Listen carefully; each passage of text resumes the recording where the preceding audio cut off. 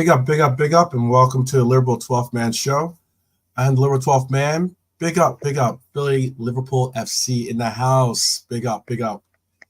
Trap Zero, Cedric, Richard, how you guys doing?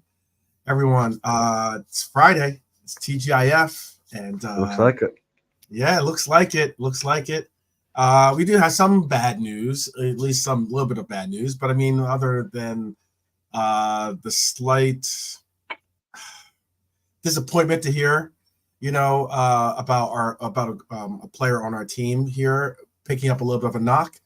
We still want to do exactly what Richard's asking for, which is we're going to do basically, breakdown of what we think the predicted lineup is going to be, what we would anticipate Bournemouth to do at Anfield, and what we hope to see from our team in this upcoming match on Saturday. Brian, how are you doing today? Yeah, really good. Thanks for asking, but it's nice to see loads of people in already. Really good. Thanks for being here. Yeah. We are coming up on the big game here. I know that a lot of people have some idea or questions. I just saw a couple of questions. Trap Joe's asking a question. I know Richard asked about the breakdown, all that. We can just hop right into it because, we do have some. I'll just, get into the bad news first so we can end on some happy notes, I guess. So this individual right here, Mr. Becker, Allison is a doubt for Liverpool's Premier League fixture with AFC Bournemouth due to a slight muscle issue. Can I just say, right? Yeah. I just want to say, I'm not going to put on my tinfoil hat or anything, but if Rodri goes down, then we know. You criticize UEFA, bad things happen to you. I'm not saying that. I'm just saying. I'll say this much. You know what I think it might be? It's basically the it's the Samson rule, basically, because apparently this is Ali's new look. Ali's shaved off the beard, and now all of a sudden he has an injury. I don't know. Maybe something connected. I don't know. Not just joking. Arnie Slot confirmed on September 20th that Alisson is still a doubt. This is a quote. If he can train today, so let's wait to see if he can train. Then if he can't, then he will probably will not play as well. It's a little bit broken English, but we get it. So we have to wait and see. He has a slight issue with one of his muscles, and we wonder if this game tomorrow is coming too early or not. So I guess a little bit of a muscle strain or pull or fatigue, and it's one of those situations where hey man, I mean, this is one of the reasons why we did go out there and pick up another goalkeeper. This is why we have a great goalkeeper in reserve. For such circumstances just like this, which is Ali's starting to recurring injuries that are starting to pop up more often than not. Because usually it wasn't like Ali was pretty much a given in the roster. As of late, he's been a little bit in and out sometimes. So yeah, Mom is not having a great time. Yeah. It's the last time I looked, they were bottom of the league with -7 goal differences. Goal difference. So he hasn't had a great start to the season. I have another look now. They're bottom of the league, -7 with 1 point. So he probably can't wait to get to Liverpool. But yeah, look, if that's where you're going to get one, it's only a tiny little injury. That's fine. Ali's out for one game. Obviously, it's not. It doesn't sound like it's a serious thing. So maybe it's just a timing. If the game was being played on Sunday, he might be fit to play. Maybe it's just one of those ones.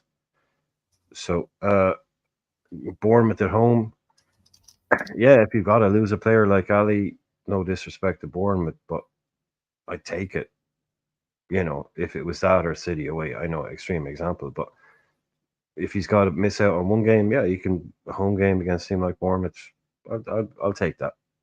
Shouldn't be a disaster. Yeah, Keller shouldn't be the end all be all of no.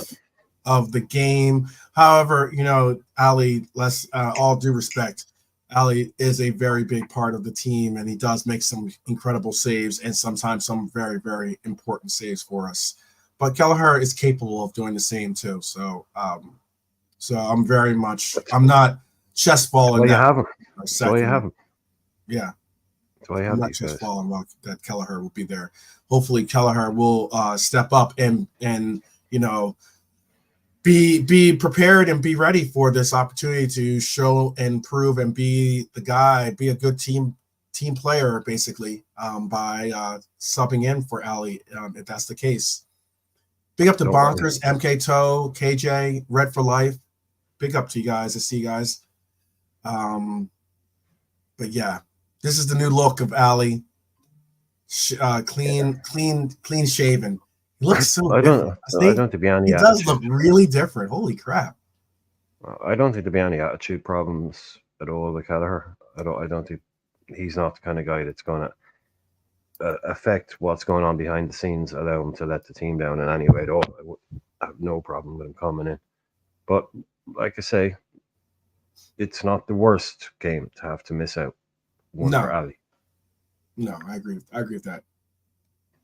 I mean, watch him score 3 now, but hey, I mean, he's shown to be an able deputy many times in the past, so I'm pretty confident in it. Yeah, I'm pretty confident that Ali, if Ali can't go, then I think that we are covered.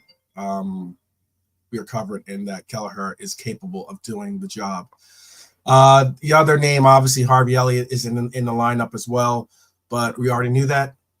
We're hoping that Harvey continues to work back towards full recovery and being able to join with the club at some point in October, hopefully. But we some other quick stuff that we want to talk about before we get into the lineups as well. There was a report here that said, I'll break down Ali's picture real quick. There was a report that was talking about a few days ago, at least, Caught Offside reported that Liverpool are considering a transfer for Sevilla defender Loic Bade. Now, I'm not certain that any of us really watch Sevilla play, much less if we watch, La Liga, but they're 14th. They're 14th on 5 points. Yeah. But apparently, Loic Bade could be a potential January transfer target. He is a center back. Most recently, Vamos Mi Sevilla FC have claimed that Liverpool are considering a strong option to sign the 24-year-old. As per the source, Bade has a release clause in his contract worth around £42 million, but Liverpool will be able to pull off the signing at a reported 23 or 25.3 million pounds is the price that they could pull off this deal, and that is because Sevilla is in drastic financial situation, and the side Andalusian, I believe that's how you pronounce it, right? Andalusian side needs to raise funds, and the Reds can take advantage of the situation possibly by going after the center back or center half. I don't know too much about the player, to be honest with you. No. I know that when I saw the name, it really made me like wonder as to when I saw the name, I saw the price. Like, he's got a pretty high price tag, His defense numbers on when you look at FB Ref, or you look at like or even SofaScore, he's got very high defensive numbers, tactically and even defensively. He's got very high numbers in the statistic things. On and off injured for throughout this past year. He reached an all-time high of like a transfer value of 20 million back in 2021. Dropped off obviously with all the injuries a little bit, and now he's come back into, I think his range was about 15 million was the market value that they're saying that he's about worth. Was a player that played in the Premier League at one point, or not necessarily. I know not the Premier League. I should say he probably played in Championship, because I don't think Forest was in Premier League that year. I don't think they were 2022. Were they in? I think that they came in 2023, right? What year did Forest get into the Prem? Well, they were in it last year. They were in it last year. Right. Right. Before that, they were relegated. And the year before that, they were in it. Okay, so they were in it, then got relegated, then got back into it. Came back for 2 years, okay. I think. So maybe they were in it too. I don't know. 2022, that he was on loan with them in with Forest in 2022. I don't know how much play he got with them or not. Again, I'm not sure. You have to someone about the 22-23. KJ saying, okay. So anyway, so, no idea. Even if they had, still don't have no idea. Yeah, not too much. Yeah, he played with a French team before that. He played with Stade Renaissance.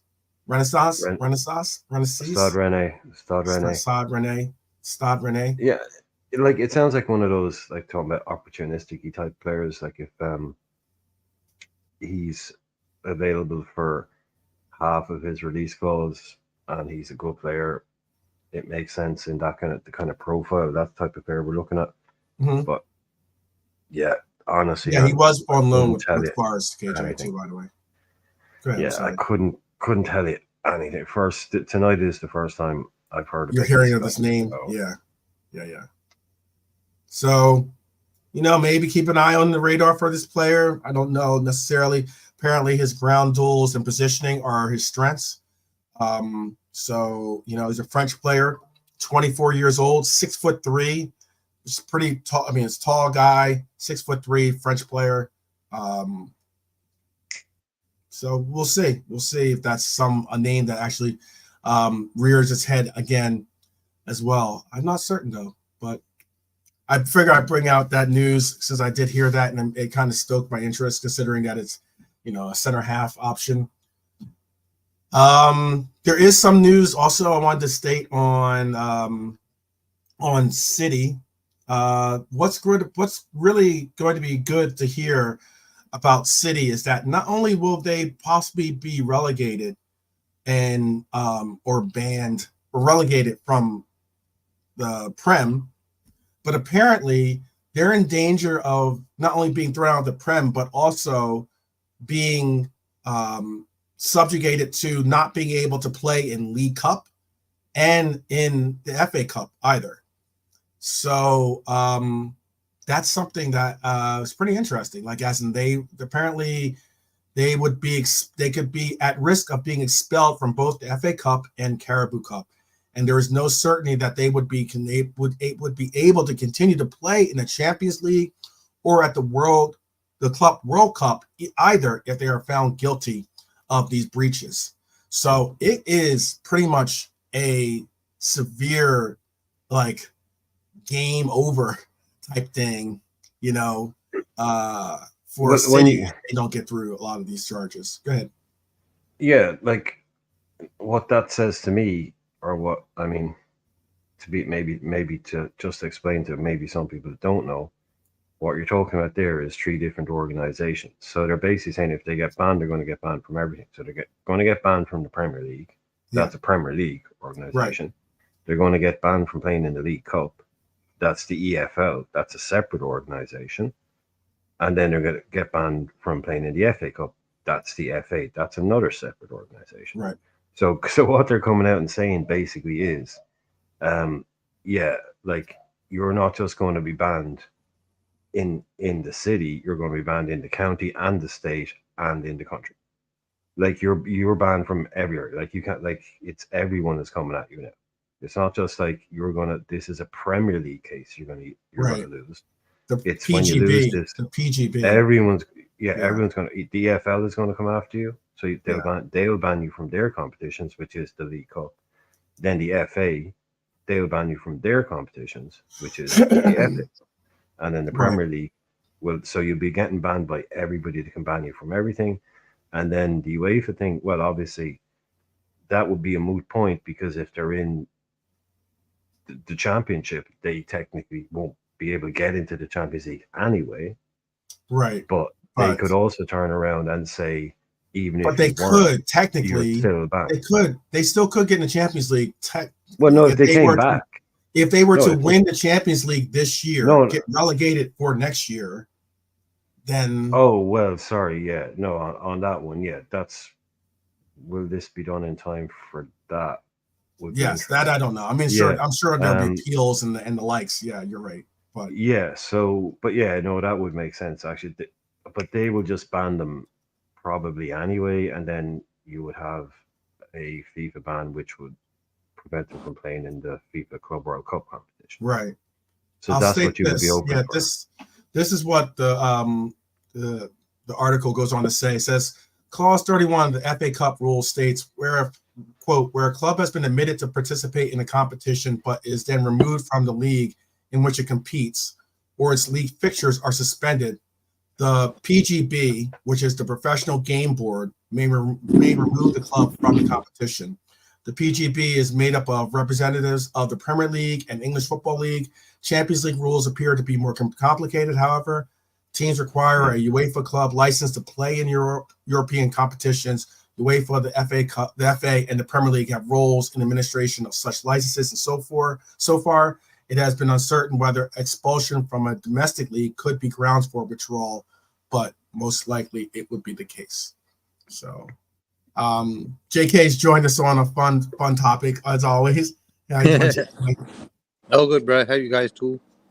Good. All right, good. Just talking about wishful thinking about City possibly getting the big heave-ho. Yeah. Mm-hmm. And I mean, out of everything, Club World Cup included as well. Like, as in, there's still some question as to whether that would be the case because they qualify for Club World Cup again, but who knows? So, who knows? Would you like the leagues back that we could have won by a point? Like we missed out on a point or 2 points, whatever it was. I'm shameless. I'll take the leagues. I'll take the leagues. Yeah, I do not care. Like, as in, I do not care. I mean, like, isn't that what happened with Inter? Doesn't Inter have some? Yeah, Inter had some. Yeah, they have two.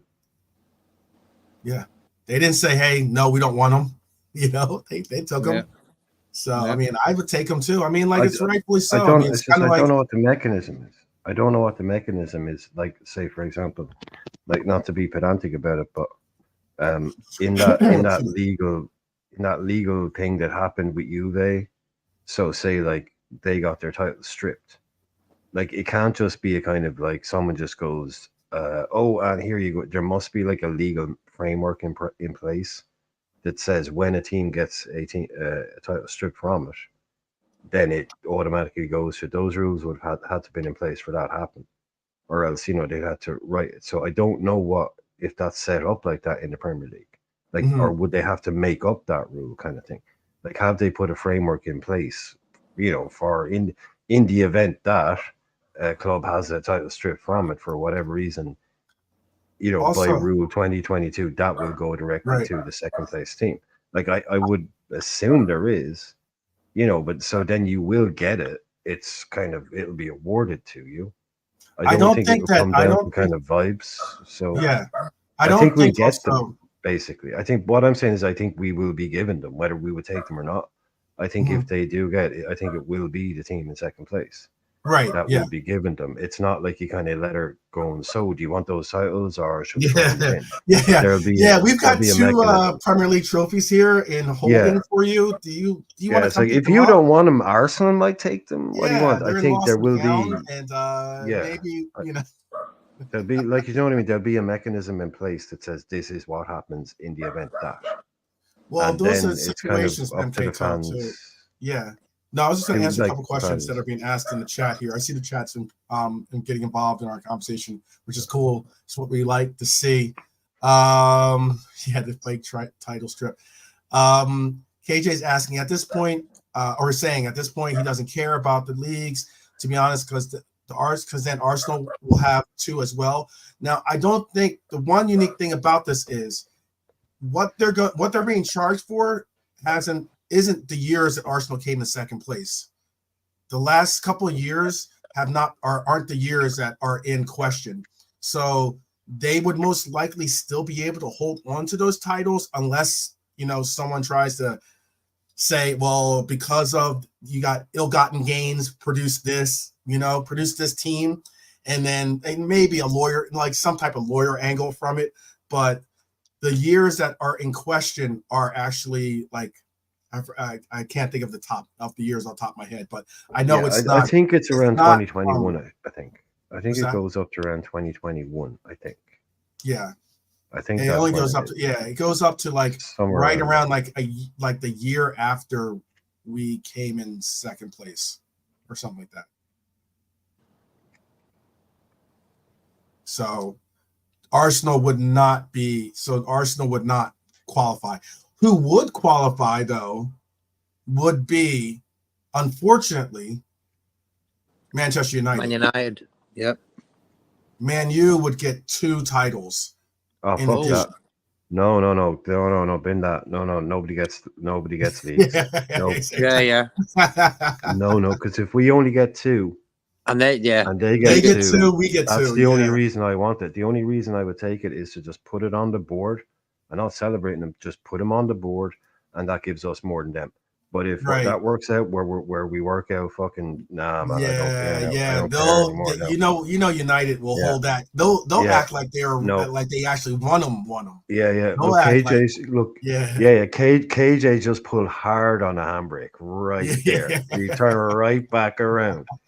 Yeah, exactly. He just pulled hard on the handbrake when he heard that one, because that changes the entire landscape right there. I can understand that. Yeah. Because it gives us nothing. It leaves us on 0 with them. Mm-hmm. It leaves us on 0 with them. It's a net gain of 0. Net negative. Net 0. Yeah. So fuck them, because they would be going around celebrating. Oasis got back together. They've got 2 more fucking league. Fuck these guys, man. Oh yeah, they might start singing "Ollie at the wheel." Who knows? Because Ollie will be. Bring him back. They bring him back. Ollie would be the coach then, who would be the coach that honored him. But the one thing I could say this: I'd rather Arsenal got 2. Hypothetically, hear me out. If we were to get 2 more titles, now all of a sudden, that means Klopp has 3 prems. Oh, I'm sure he'd take him.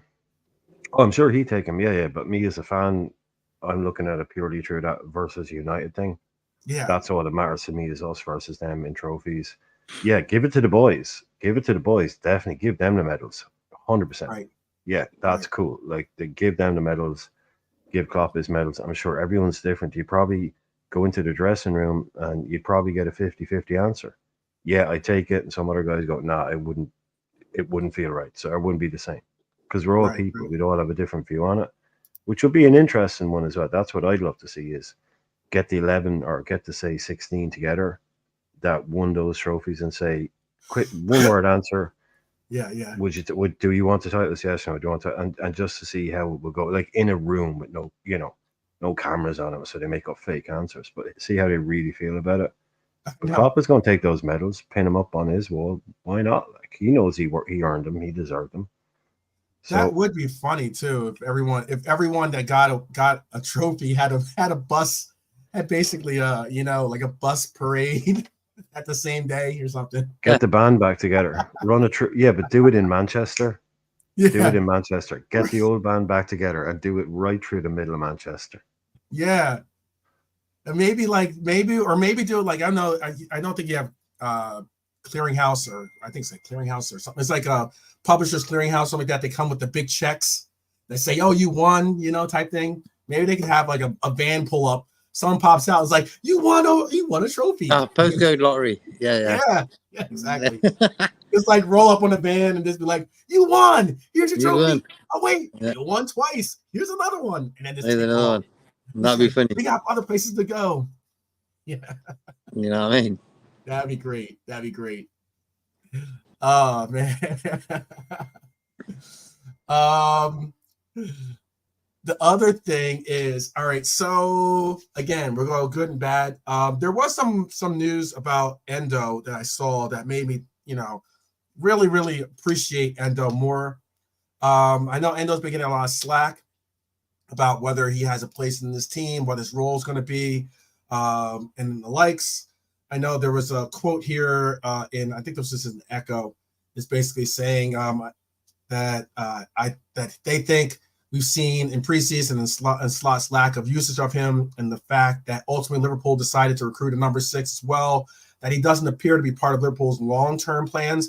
I mean, that's kind of obvious. I mean, that's not like, rocket science. I mean, the guy's in his 30s. We signed him on a 3-year deal, but he was like, we had tried to go for 2 other 6s before obviously going for Endo, but he's in his 30s. We signed him. This is now his second of his 3-year deal. This was going to be just a one-stop thing, unless he, crushed the league. This is going to be like a one-stop thing. We all knew that. He knew that, I think, too. Then the quote goes on to say, in terms of this year, now that you've got him, they think that role of maybe not starting games, but to do sort of the final 20 minutes, the final 15 minutes of a game, when hopefully Liverpool are quite comfortably to be able to bring him on and shore things up. He can keep the ball ticking. He can do the simple stuff. He just isn't really that progressive passer. That's the problem with Endo. Endo went on to say after the Forest loss, this is what I did like to hear, despite all that, Liverpool Echo nonsense about trying to bring the man down. Basically, Endo said after the Forest loss, it's natural to choose young players. However, my goal is to not lose the games I play and to aim to win the title as a member of the team. Even if I don't get many chances to play, I will prepare myself so that I can play well when I do. Endo is a complete professional. You got to love that. And big up to Endo. Keep on keeping on, man. Like, as in you might not be our first choice when it comes to the 6 at the moment, but Endo, that kind of mentality and that's a quote by Endo, by the way. That kind of mentality I applaud and I appreciate. That's a good team player, I think. Do you guys want to comment? Anything? You want to say anything on Endo? No, just a new name in the chat there, St. Paul. I haven't seen it. Well, look, okay. Yeah, I see welcome. Sanjian too as well. Yeah, new name. Yeah, welcome in. Welcome. New people. And Sanjan as well. Hello, Red Boys, Red Men. How are you doing? You wrote that in Indian. Is that what it is? Nice one. Yeah. Thanks for that. Check it. Lal is red. Big up. Lal is red. Yeah.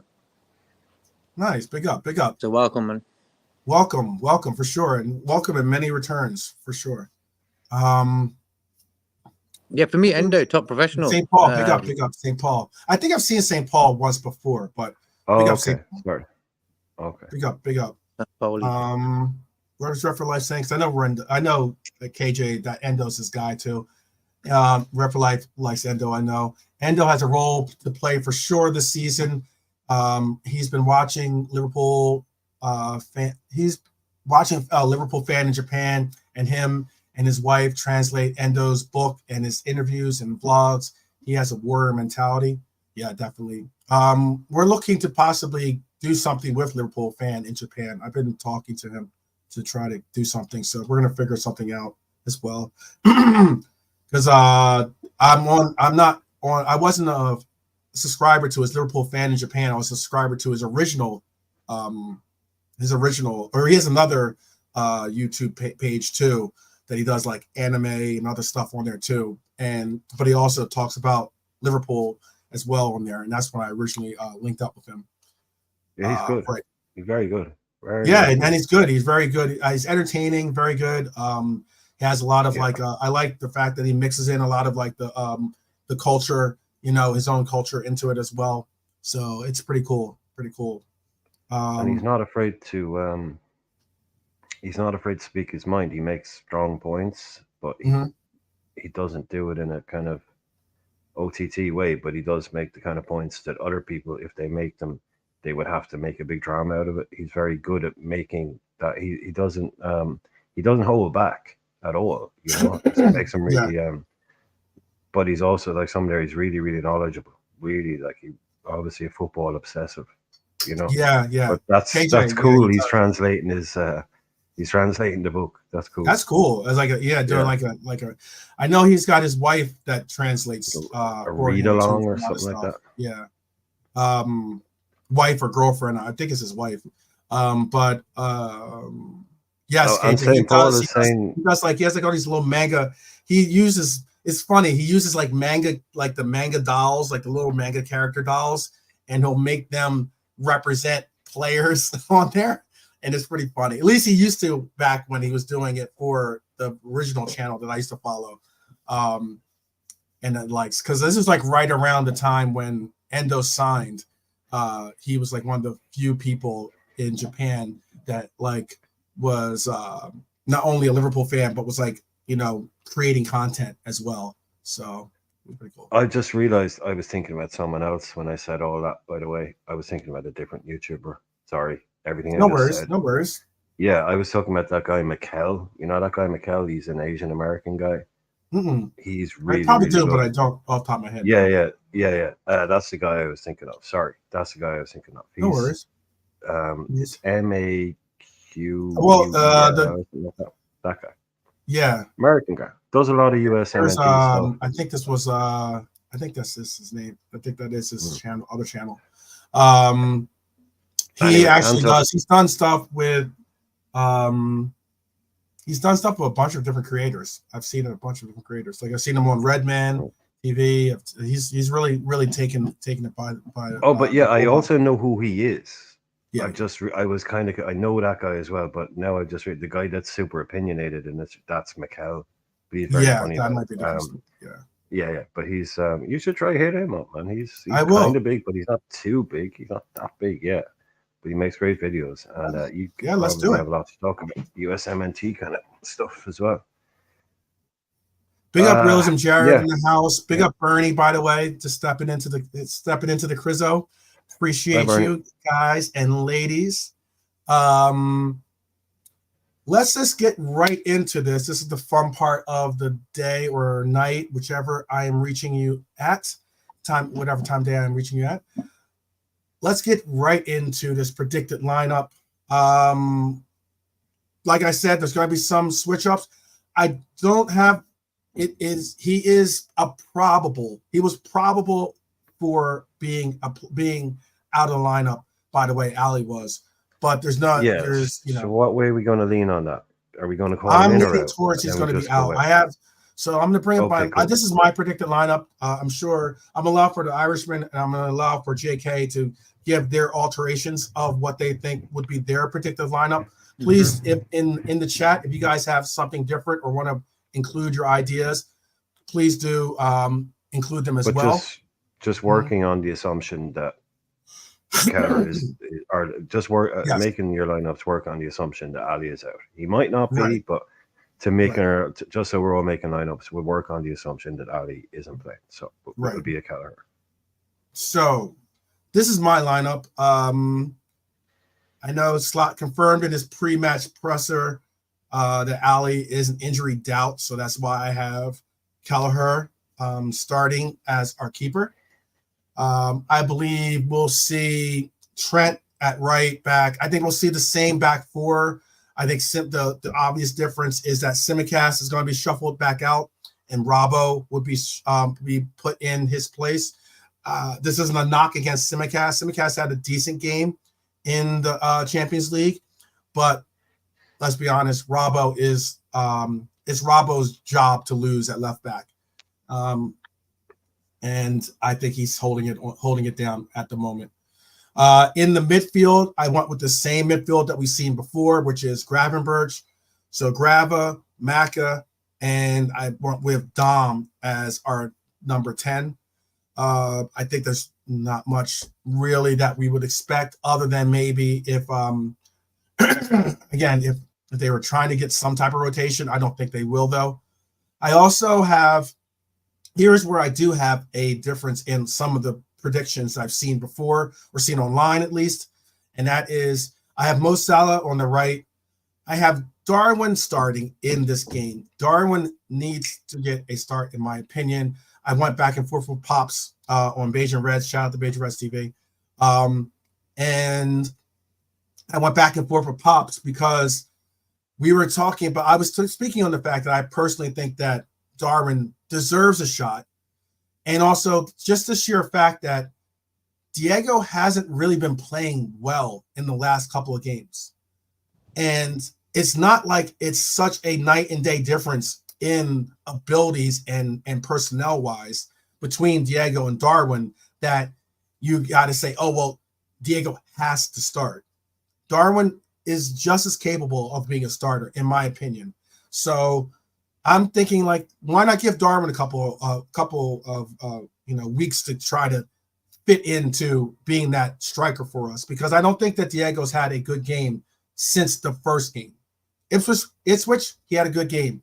But if you look at his play against United, you look at his play even in the Champions League game, excuse me, and in the game before that, and even in Forest, he's had the lowest ranking. If you look at statistic-wise, he's had the lowest, score when it comes to those statistics. And it's just something that I get it. He could be and can be producing or causing other things. Excuse me again. But for me, Darwin should get the start. I just think Darwin would be nice. It'd be a nice ego boost, not ego boost, but confidence boost to the young man, because we're going to need him, whether it's as a starter or whether it's as a super sub, for either or of them. We need both of them to be in better spirits or in top gear. The other, last but not least, I have Lucho starting. There have been, and this is what I've seen online, there have been other people making shouts to see Cody Hakpo start. I know Cody had a good start, and this is why I said I went back and forth with Pops, and that's because Cody Hakpo in his reserve role has not looked that great. He's been a bystander, if anything, in a lot of the games that he was subbed into. But as a starter in that Champions League game, he was on point. He was dynamic. He was involved. He was creative. A lot of things that we like to see. However, the mindset of what AC Milan brought out against us versus the mindset of what a Bournemouth or maybe even or some of these other teams like Forest or whatever, will bring it, especially at Anfield, different story, different settings. So with that said, I'm going with Lucho on the left. All due respect to Cody, he had a great game, but I don't think that he is deserving of a start here. And why, again, the last part and point of what I want to say is that why I was going back and forth with Pops is because Pops has said Cody as a reserve wasn't playing well.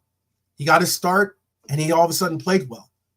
And I was trying to make that connection of Darwin has been playing okay as a sub, nothing spectacular. Okay, nothing like tearing up trees type situation. But let's give Darwin the start. Let's see him get into the game. Let's see him get a flow. Let's see him get a rhythm and see what happens. A game against a Bournemouth at Anfield. Again, there's not going to be many of these games that you're going to get these kind of like flies, flybys or flyers to be able to like kind of experiment. I'd like to see us experiment with that right now. That's just my personal opinion. JK, Do you have some differences in this lineup that you want to say as well? And if you have differences in the chat, please tell me. I will definitely bring up your comments. I'm going to star them as we speak. But go ahead, JK. Do you have some differences? For me, Darwin for Jota, I'll do that. I don't know. Other than that, yeah, I'll go with that team as well. Just for me, Jota and Darwin would be the one change I would do. I'll bring Robertson back in, but for me, I like when Tsimikas plays as well. He got an assist the other day against Milan, and Kelleher for Alisson because it don't look like Alisson's going to be playing. Alisson looked weird a few days ago when he did the press conference for that Milan game. He looked a bit like sort of tired, or he had some pain or something. So for me, I doubt we'll see him tomorrow. But other than that, for me, number one change I would do is Darwin for Jota. Just like we got two strikers. Jota hasn't scored for a few games. He played the international break as well, Jota. So why not just rest him? That's why I think that's how a manager looks after his players. It's got nothing to do with who's first choice, second choice. It's like we've got to work together and make sure that each player gets rest. Like in the Milan game, Diaz got a rest, Gakpo played. So it worked out pretty well. I'm tempted to bring Gakpo in as well, though.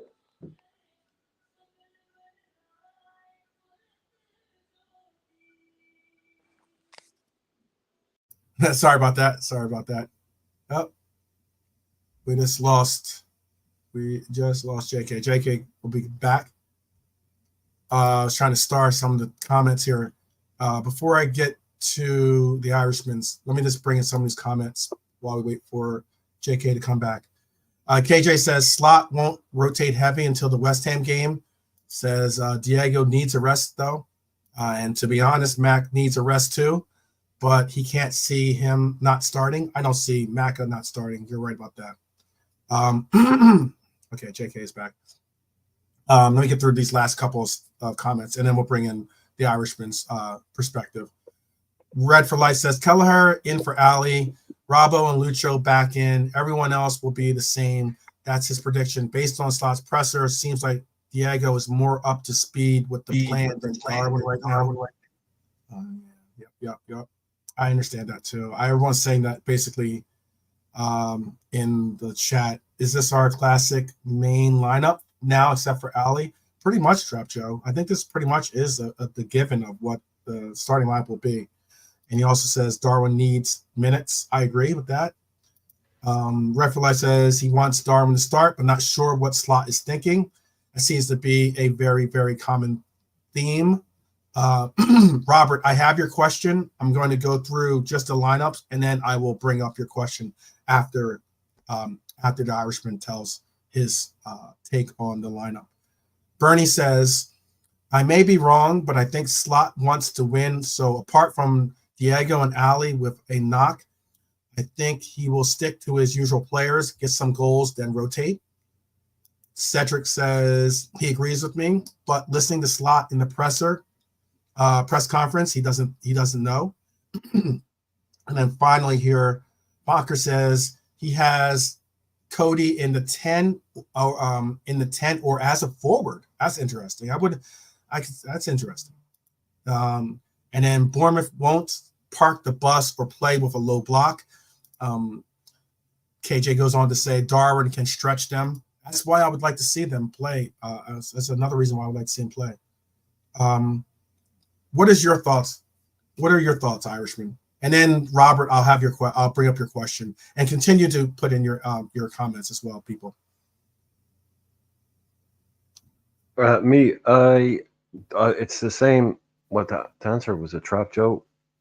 Mm-hmm. If you're saying is this our classic lineup so far this season? Mm-hmm.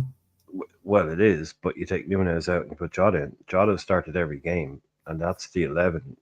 That would be the 11 that started. Well, and Ali too. Every game. Yeah. And obviously Ali. Sorry. Yeah. But that is like taking out the. Other than that, that is it. That Diaz and Salah, that midfield 3, and that back 4. That's our classic lineup, if you want to call it that, with Ali. It's the same team for me, but this is what I think this is purely what do I think Slot is going to do. I think Slot is going to pick that team, except it'll be he'll start Jota. I expect him to start Jota. I don't want him to do that. I don't really. I agree with everything that's been said about people needing to come in and people not needing to come out, but I genuinely believe that Slot will start Jota. So that's what we'll be looking at when the team comes out. What would I do? I would do exactly the same as that, other than, you see, the Gakpo one is really difficult because you have to bring in a guy, but to bring him in, you have to leave out a Diaz. So that it becomes exponentially more difficult then. Yeah. To fit Cody in, you mean? Yeah, it's like, oh, could you put Cody in? Of course you could. That'd be brilliant. That'd be amazing. But then, okay, well, the byproduct of that is dropping Diaz. So are you going to drop Diaz? No, you're not. So how do you get Cody in? You don't. You don't shoehorn him in somewhere he doesn't really want to play or isn't effective. So I just think it'll be what he's done before, and Darwin will get another half an hour. I think Darwin will start against West Ham. Someone said that. That would seem a bit more likely to me. But I would, if it was me and I was being frivolous, I would go with Diaz and Chiesa and Salah. But I don't think Chiesa is near fit enough at all yet. So, but I just think, yeah, if I was actually have to put my own money on it, I would say Slot goes with Jota again. Yeah, it looks like everyone's. A lot of people are saying that as well. I think, truthfully, you're right. I think Diego is very, very.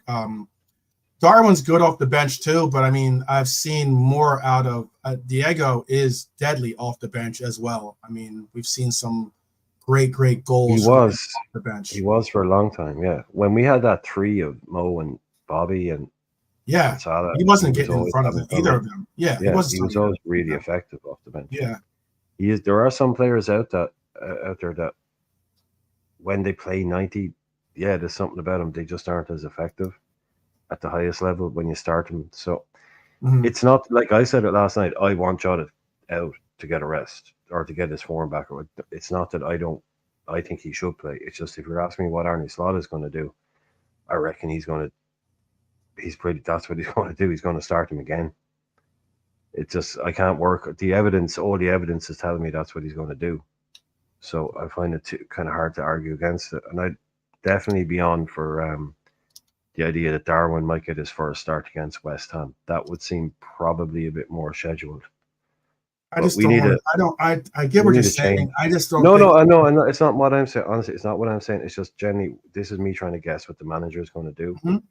Just from watching what he's done. If he gave me 10 quid, or if I had to put 10 quid my own money, Darwin or Jota, I'm putting it on Jota. I'm not back. This is what I'm not saying. I'm not. This isn't against your statement. Yeah. I'm just saying in general.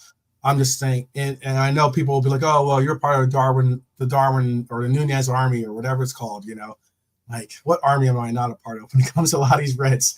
But I mean, realistically, when it comes to Darwin, I just think that psychologically it would be good to get him a start in the Premier League game. Definitely would for him, yeah. You know, a good like as in to be somewhat in a place where you feel like you're being given these cup matches that are important too, that are equally important. I'm not trying to downgrade what the importance is for the League Cup or the FA Cup or any of the cups that will be involved in.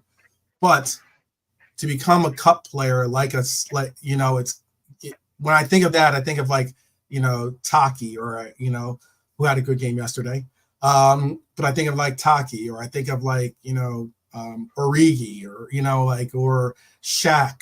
Those players that were integral in our cup runs, but not necessarily bona fide starters for our league competitions. And I think that Darwin is someone that we're going to have to utilize at some point as a league starting number 9. And if there's any time, this is my opinion. Obviously, this is all. If you just look, we get 2. We get a league game and then we get a cup game. So if anything, I would like to see is that he gets a good 60, 70 minutes in this league game, and then you start him for the cup game too. You kind of So show let's that you, watch this game. back him and that he is worthy of getting into this Game lineup time. or getting game time and So let's contributing. bookmark it. Let's I bookmark agree with you. and let's see what happens at Bournemouth and see what happens. Let's bookmark this and go, right, he's got a league game and a cup game. So we can come back to this now and we can then say, because we're going to speculate it, but let's bookmark it and see what happens tomorrow and what happens against West Ham. And then we'll have a much clearer picture of what's actually happened. Because if he starts tomorrow and he doesn't start against West Ham, that says he's in a different kind of picture. But we can use it then. We can look at the 2 games that are coming up, which will be really, they're good games to look at.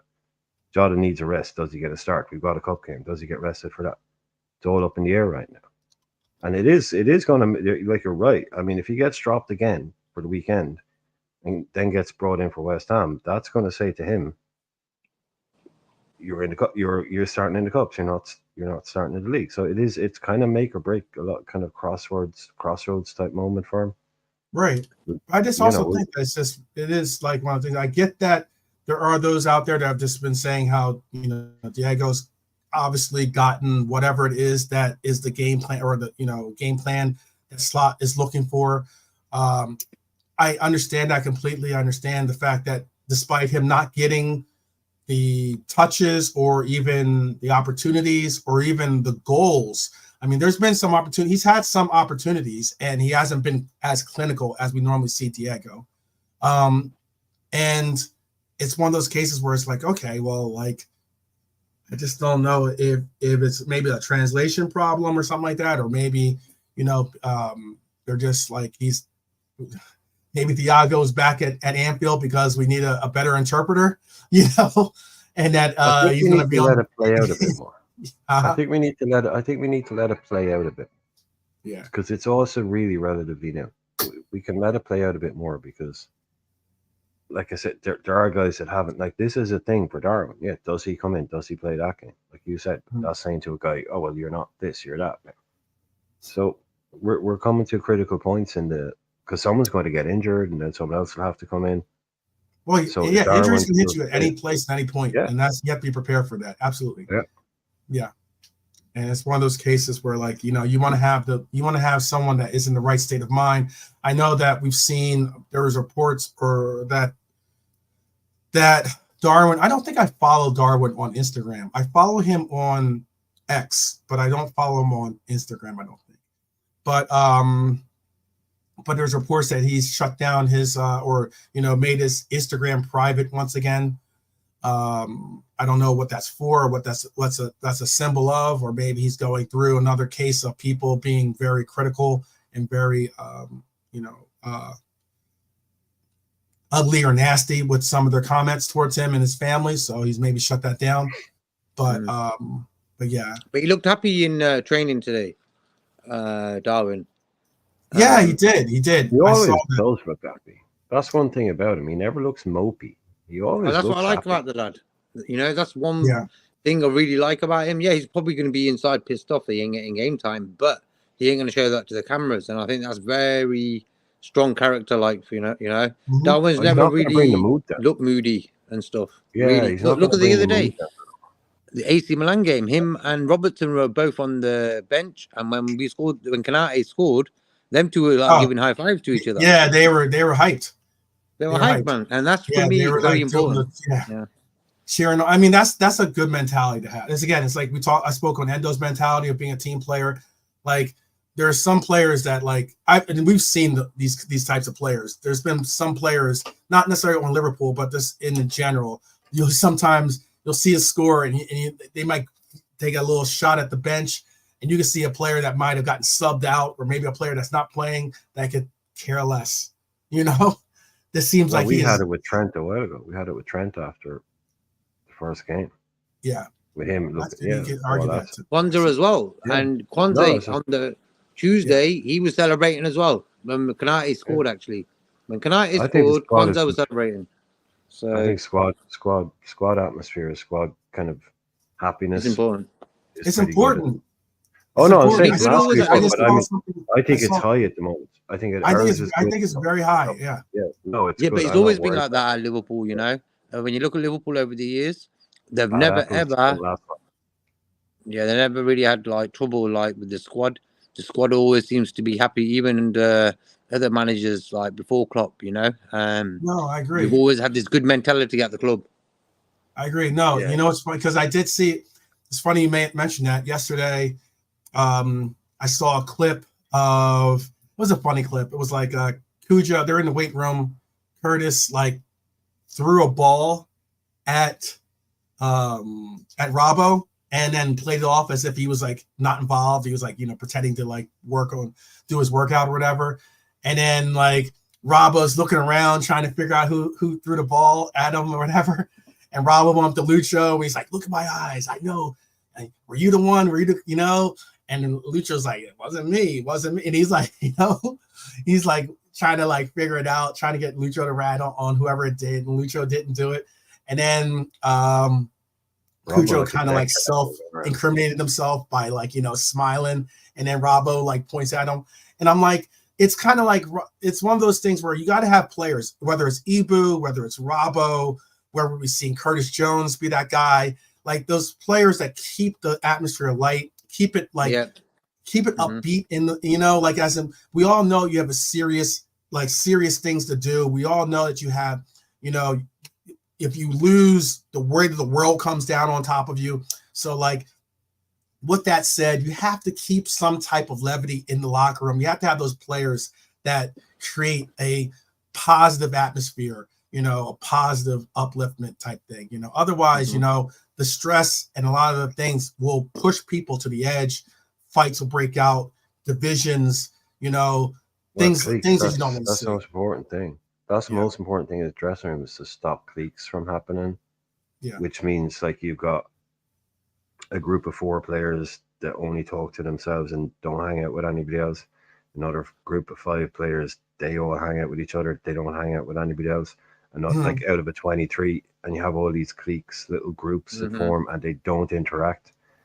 That's what brought down the French in the late 90s or in the 2000s, was that they had basically all the players from X, Y, and Z. In England, it was all the Man United players and the Liverpool players. They all hated each other. That's what brings down those squads. So that is the most important thing, is to stop those things from forming, where it's like all little groups on their own, but it's just one big squad. They can't all be best mates. That's not realistic. 20 people, but they just need to get along. You can have your best friends, of course you will. But everybody is involved with everybody. Everybody keeps mixing with everybody. It doesn't become this thing where those boys, they're talking Portuguese in the corner. Those boys are speaking English. Those boys are speaking French. And those boys are speaking Spanish. And they never intermingle. That will bring it down. Totally. No, it will. Like, it will.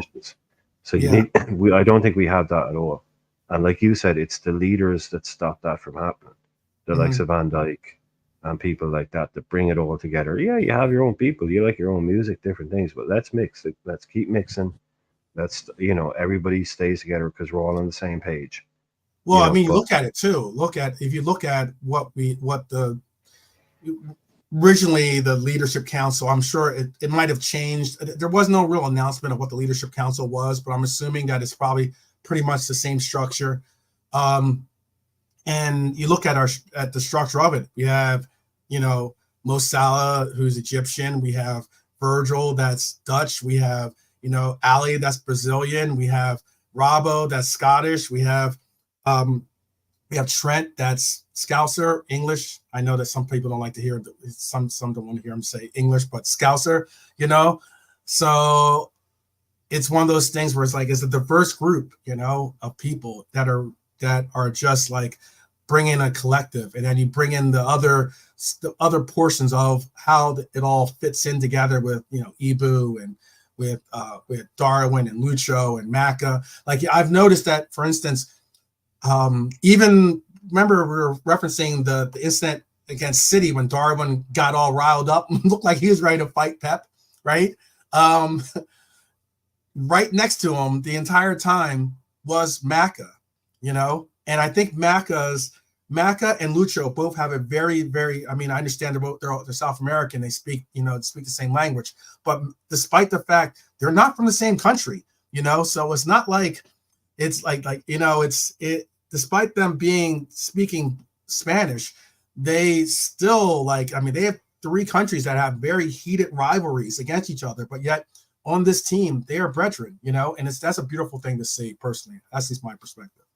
Yeah, that's what happens. It's like, like the best way I can explain this to you is if I'm on a team in England, right, and there's some Irish players on that team, right?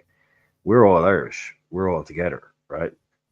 So just imagine Ireland is South America, right? But then when we all get back home together, right, and the GAA season kicks off, then it's like, well, I'm from Waterford, you're from Dublin. Now we're enemies, right? So it breaks. So when you go away, so it's like you'll always have your home rivals. But then if say like two of us were from Dublin, you'd be like, okay, but which club do you support within Dublin? Right. And you'd support different clubs then. So it's cool. But yeah, as soon as you go away, yeah, we're all Irish. We're going to fight for it. They're all South American. Yeah, they're all in it together. They become a club. But yeah, like you say, then they go back home. Right. Then they had their rivalries again, which is cool. Like, it's not like, but it is cool. Like, so when you go away, people have always kind of band together in whatever keeps them together. So they'll all be the South Americans, and that's their thing. They all look out for each other. But yeah, as soon as they play each other, as soon as Colombia are playing Argentina, you think Diaz is going to hold back on McAllister? No way. That's when it gets switched back on. Yeah, exactly. It's on again then, and that's cool. Then back in training the next week, right, laughing it up. You know, that's what you like to see. But they will still have that rivalry when they go home, and someone like Darwin, I mean, exactly the same. We've got Ali. Like we've got all the major countries in South America covered: Brazil, Argentina, Uruguay, Colombia. So they're always going to be playing each other in quarters and semis, big games. Like, so the fact that they can still get along with each other afterwards, it speaks volumes for the harmony in the squad. Yes, it does, and that's why I enjoy seeing, you know, this like Benetton club that is getting to get this really, really tight knit, you know, and we're seeing a lot of camaraderie. We've always seen it. I think that's the reason.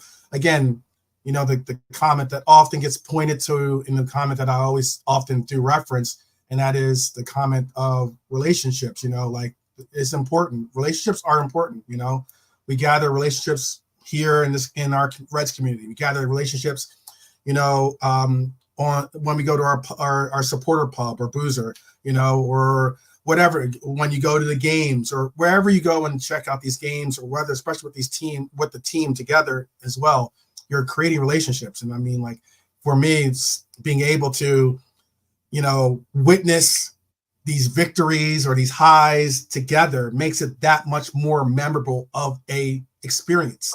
I could always just watch this game by myself and just not, and have like no one to talk to about it or no one to share it with. But because I'm privileged to have people like yourself in the chat, you know, my fellow Reds, you know, that means something to me. And it kind of like, and you vicariously live the life through these players as well as they go through their journeys. So it's something like as a very, very bonding experience. And it's something that I appreciate. It's one that I wish that was more celebrated amongst our fan base, despite the fact that, you know, a lot of the other channels that are very prominent don't necessarily look to accent that role or that essence of the game. But that's just me. Again, I am the football romantic, I guess. With that one said, I'm sure I've been called out for that one. But still. Anyways, let's get into some score predictions, people. Score predictions and scorer predictions. JK, do you have a score prediction? I'm going 3-0. And I'm going to go with Salah, Darwin, and Kanate.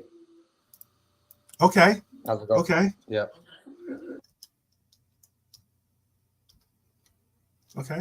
How about for you, Brian? I think someone made a point earlier on. They won't play a certain way. They'll come at us more. I think they'll play similar to the way that AC Milan played. that they'll try and pin, or they'll use wingers to try and pin us back. Mhm. But yeah, it's 3. Yeah, I'll say 3-0, and Mo, Sabozlai, and Jota. Okay. Okay. Tell us in the chat what your score predictions is as well. Please do include them, and if you can include not only a score prediction, but if you can include an actual score prediction as well, that'd be great too. I'm about to make sure that bring up my score here too. Looking this way to see what other people have. KJ has 3-1. Okay. All right. All right. I really want to see us get another truthful. I mean, obviously, we all want to see us get a clean sheet, but I think it would be good to see us go back to getting these clean sheets in here. Prediction from Richard is KJ's got a 3-1. Richard has a 3-1 for Liverpool over Bournemouth. Okay. Okay. Here, let me show you my prediction as well. I made a nice little snazzy graphic to go with for the predictions. So, big up, Jimmy. Big up, Jimmy. Good to see you. This was my score prediction.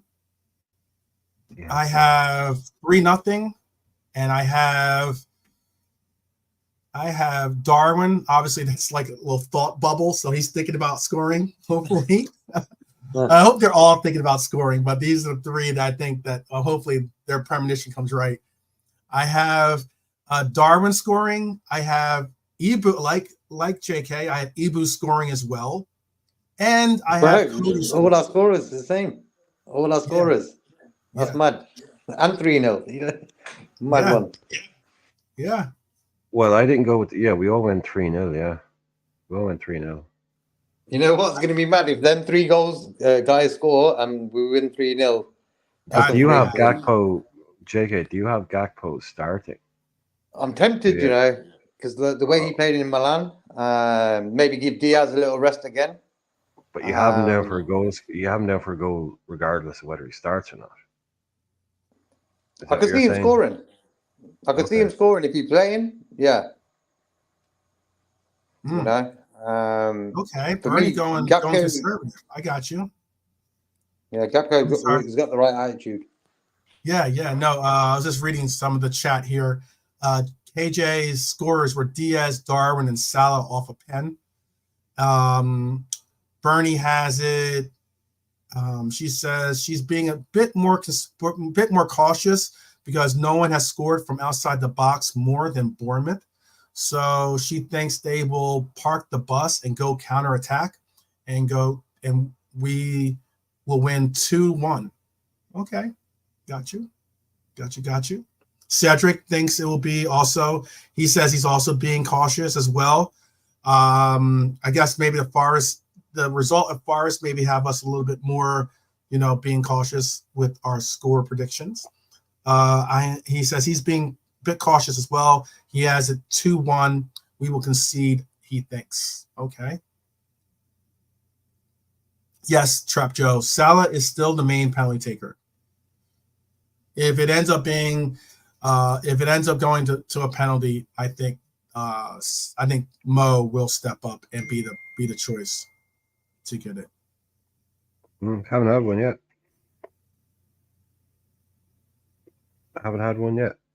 So yeah, but you would imagine. Okay. 3-1 is KJ being that 3-1 is him being cautious for this game. I got you. Any more scores, you guys? Definitely tell us who you think is going to score. Again, these are my scores and JK's scores and our predictions for the score line. Brian did score 3-0, but who'd you have as your scores again, Brian, real quick? I'm sorry. So I don't think you had the same 3. Dom, Jota, and Mo. Okay. Oh, so you have basically the right, be like a right-sided triangle. Got you. Cool. Trap Show has it 4-0. Okay. I picked 4-0 twice and I have gotten it right. That's why I'm a little hesitant to pick 4-0. I don't know if this team. Do you think this team's going to have like a big score run like that, like a 4? Yeah, not even a 4, maybe like a 5, 6, or 7-0 type score like we've had in the past. Do you think we're going to have a breakout game, some breakout games like that this season, or do you think because of the style that Slot plays that we just won't? We'll score. But when it comes to getting those kinds of run up games, we're not going to probably see that because of the style. Irishman, do you think that? I was going to say JK if you're ready. Or JK's on mute. That's the reason why I went to you first. Oh, okay. I would like to see it happen, but I've seen a couple of people say now that he's one of those guys that when it's 2-0, like in a very kind of, I know everyone hates to talk about Klopp, but a 2-0 Klopp would be, keep going, whereas a 2-0 Slot is more, right, let's finish this, at 2-0, no need to do anything else kind of. So I don't see it. I think a proper pace thing, but not in the way that we might have done it to a bigger team. It's kind of weird. Like under Klopp, we were more likely to do that against the bigger team. I don't see Slot doing that against the Man United or something like that. I can see him go much more controlled. I think we might do it more by say, just the way, like if we end up playing a poor team, and we keep picking them apart, maybe in a cup game. But I think in Premier League games, he'll probably be a bit more controlled. Mm-hmm. But I definitely can see us beating somebody up to like the kind of 5-0 mark. But it would be, say, I don't know, a Fulham at home or just something like that. But yeah, to answer your question, probably no, not so much the 7s and 8s. I just think he'd lock it down. That's more his style, is just lock it down when it's 2 or 3. Mm-hmm. Mm-hmm. Yeah, just to lock this. He'll bring in like my least thinking now of what this coach likes to do was, we were just speaking of Endo earlier. He'll bring in an Endo when we're up 3-0 or up 4-0 or something like that. Rather than continue to press or continue to just have offensive powerhouses out there. He'll probably lock it down by bringing in Gomez and bringing in Endo, and bringing in Connor for Trent type things, and rest our players that way. Who was it? Was it Milner they used to say that about? It was like I think it might have been Milner. Towards the end of his career, the human final whistle. Mm-hmm. It was like when you brought on Milner, that was just it. You're just locking out the game. Right. Yep. The sign. Yeah. Even if that's it. We don't score anymore. We don't concede anymore. That's it. Mm-hmm. He's very like that, I think. Yeah. You know what? Too. 1, 2, 3, 4, 5, 6, 7, 8. Oh, I have 8 players on here. I just realized that. Let me make sure I have Chiesa in there.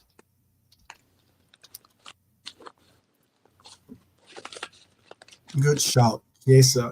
1, 2, 3, 4, 5, 6, 7, 8, 9. Yeah. It's going to be interesting who also gets once. I mean, we still got to keep in mind Elliott. This is a team. Well, obviously Yaros is there only because Ali might be injured. But once Elliott gets healthy again, we're all talking about bringing in a player this January. That means that one of these names, I know who possibly would be the most likely of names on this list to go first, but one, if not two of these names would have to be bumped off of making the bench. So other than for like a Champions League game or something like that, where you're able to have a little bit bigger bench. That's the reason why we brought 2 goalkeepers, for instance, in that last game. But it's going to be interesting once we get into this January window and we hopefully are fully healthy going into the January window. Who would that player be? I mean, yeah, that's right. You're totally right. But when you're Bradley, saying Gomez, Simicast, Endo, Akpo, Diego, Kwanzaa, Chiesa. We got to have a goal. We got to have a backup goalkeeper.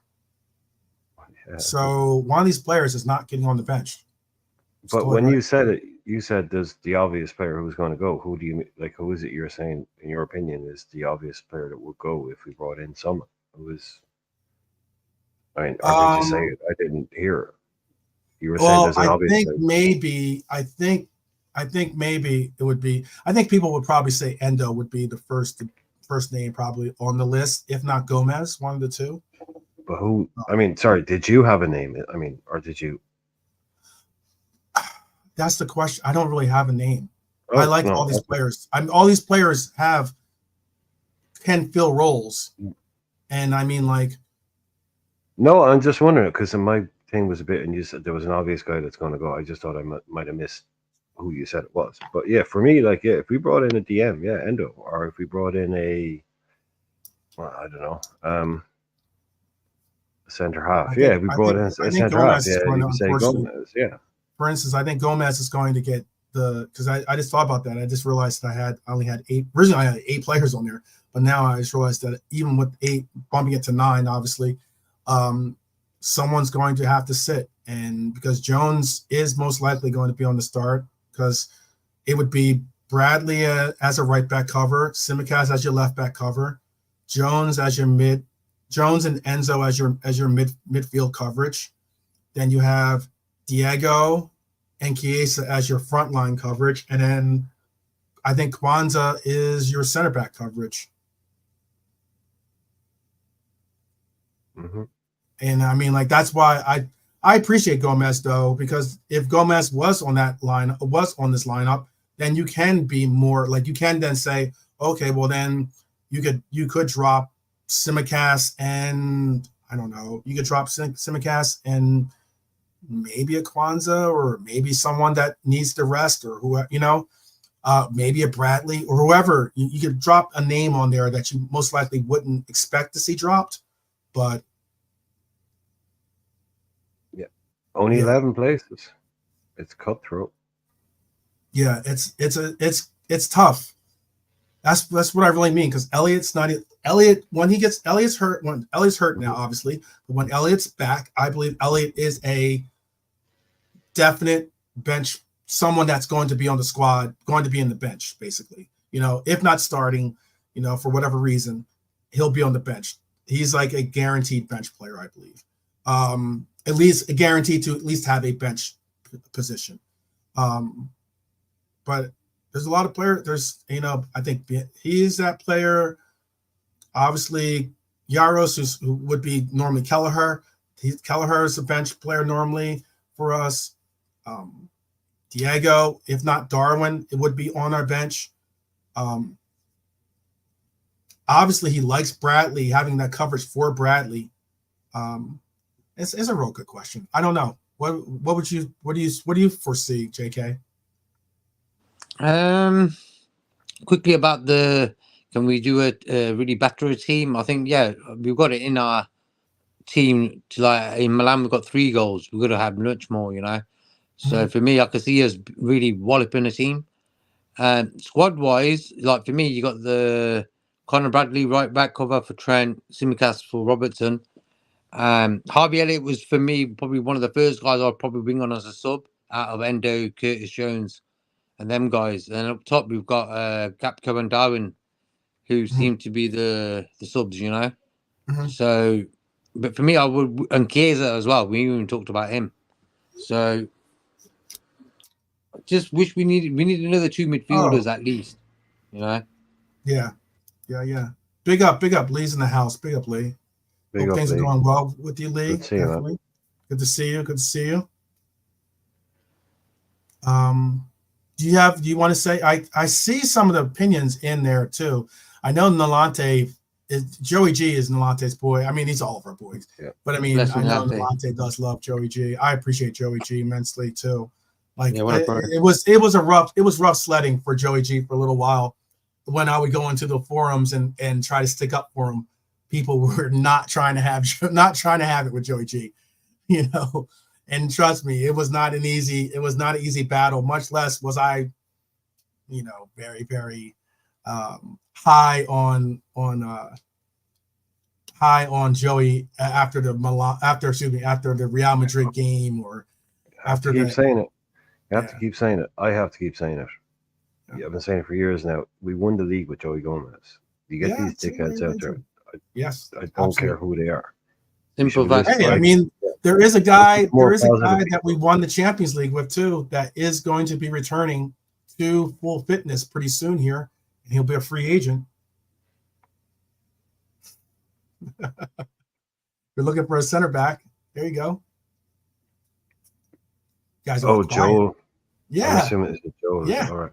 yeah. But the that's only it. thing, if you wanted me to come in as like a non-Liverpool supporting, unemotional type person and look at that squad, and what would I do to it?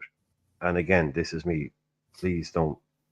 Literally, I'm just imagining myself as someone who's got nothing to do with Liverpool, and my job is make space in that squad, make money, replace good with better. The three names on that list to me that I would try and sell, trade, whatever you want to call it, mainly to free up squad space, is Endo, Jones, Oof. and it's Endo, Jones, and then it's not going to be Nunez, but then Simicas. Okay.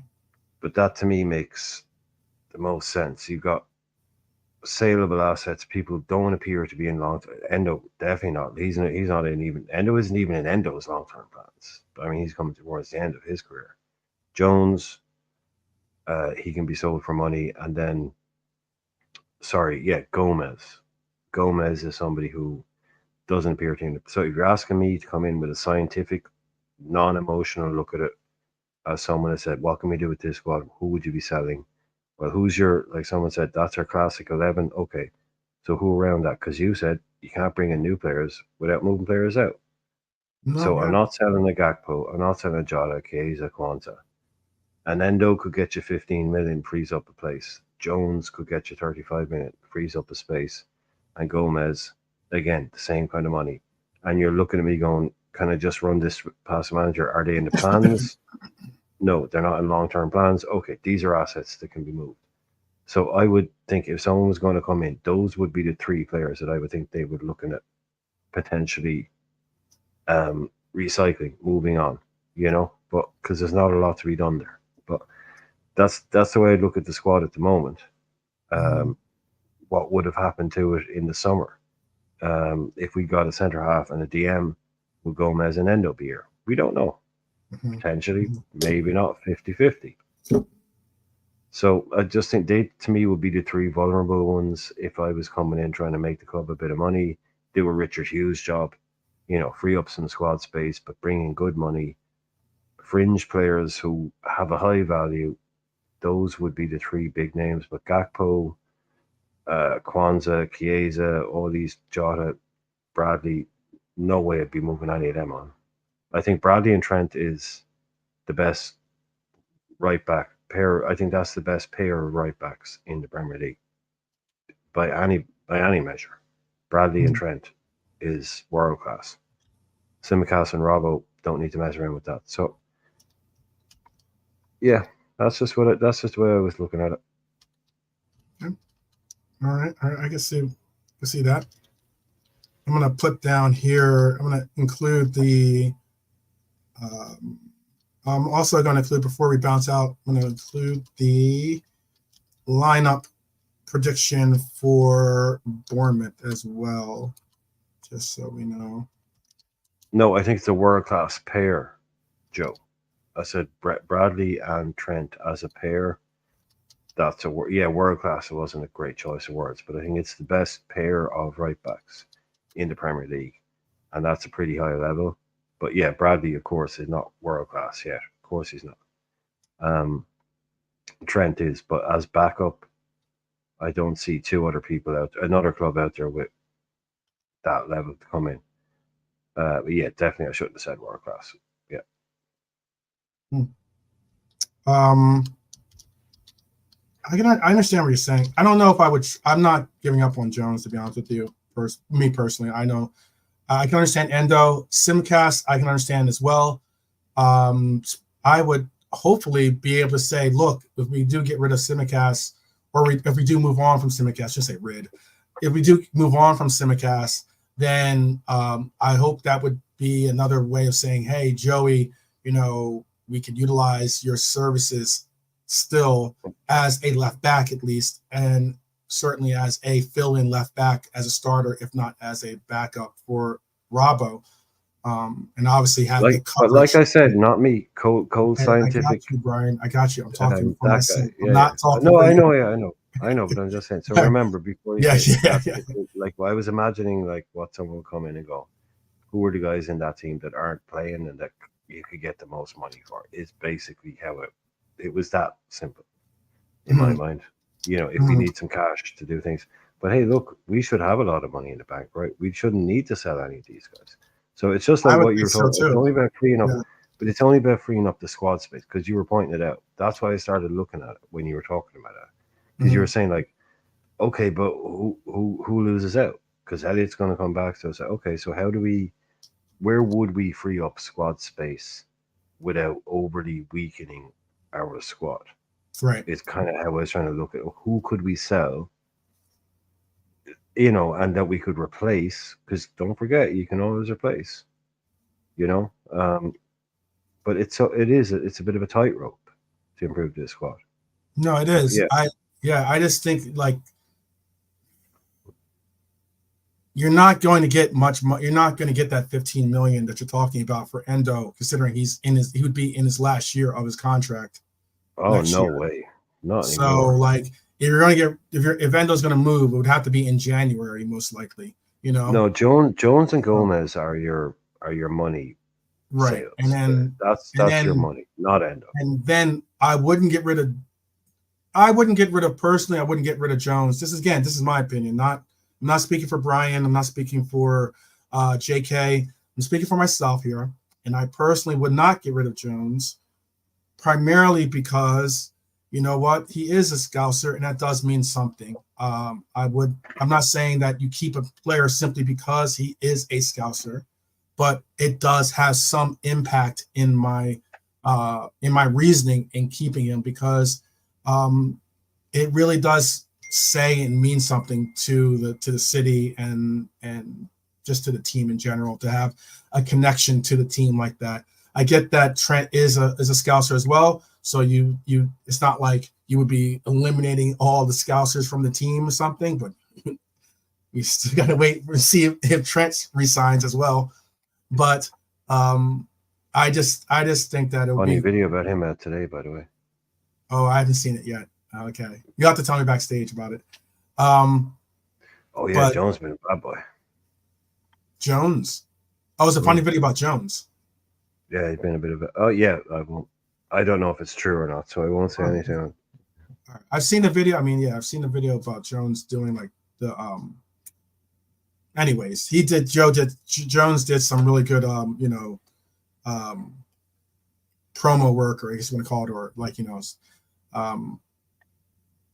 charity work, I guess you call it.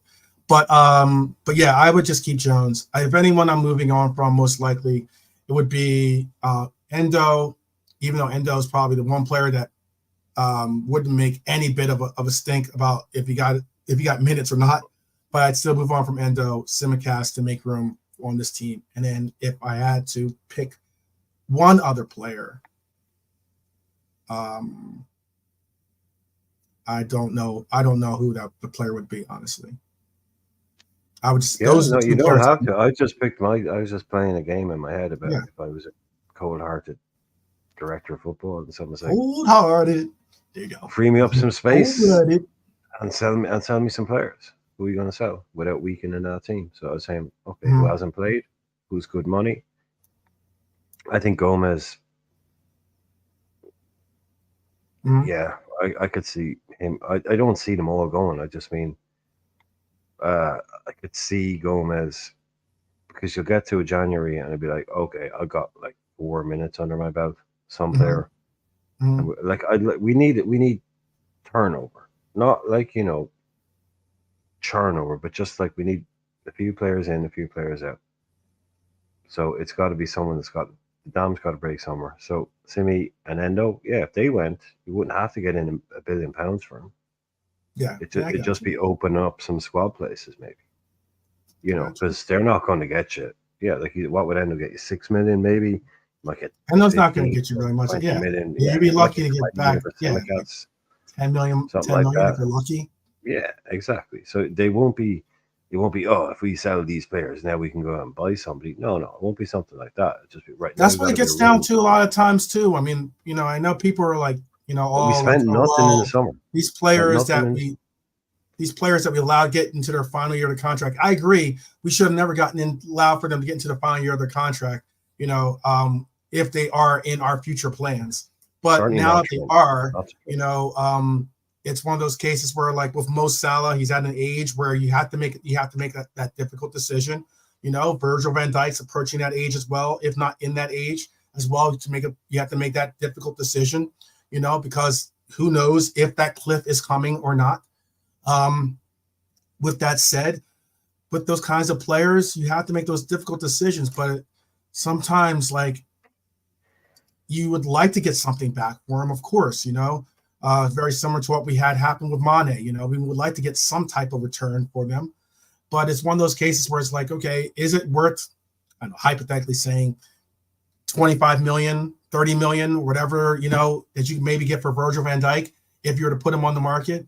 You know, is it worth getting 30 million, or is it worth having him for that final year where you can hopefully bring about some silverware, inspire the player to want to be and continue on with this team because it's in a good place with him in it, you know? And then with that said, maybe he doesn't try to take you to the woodshed, basically, in the negotiations of a new contract, you know?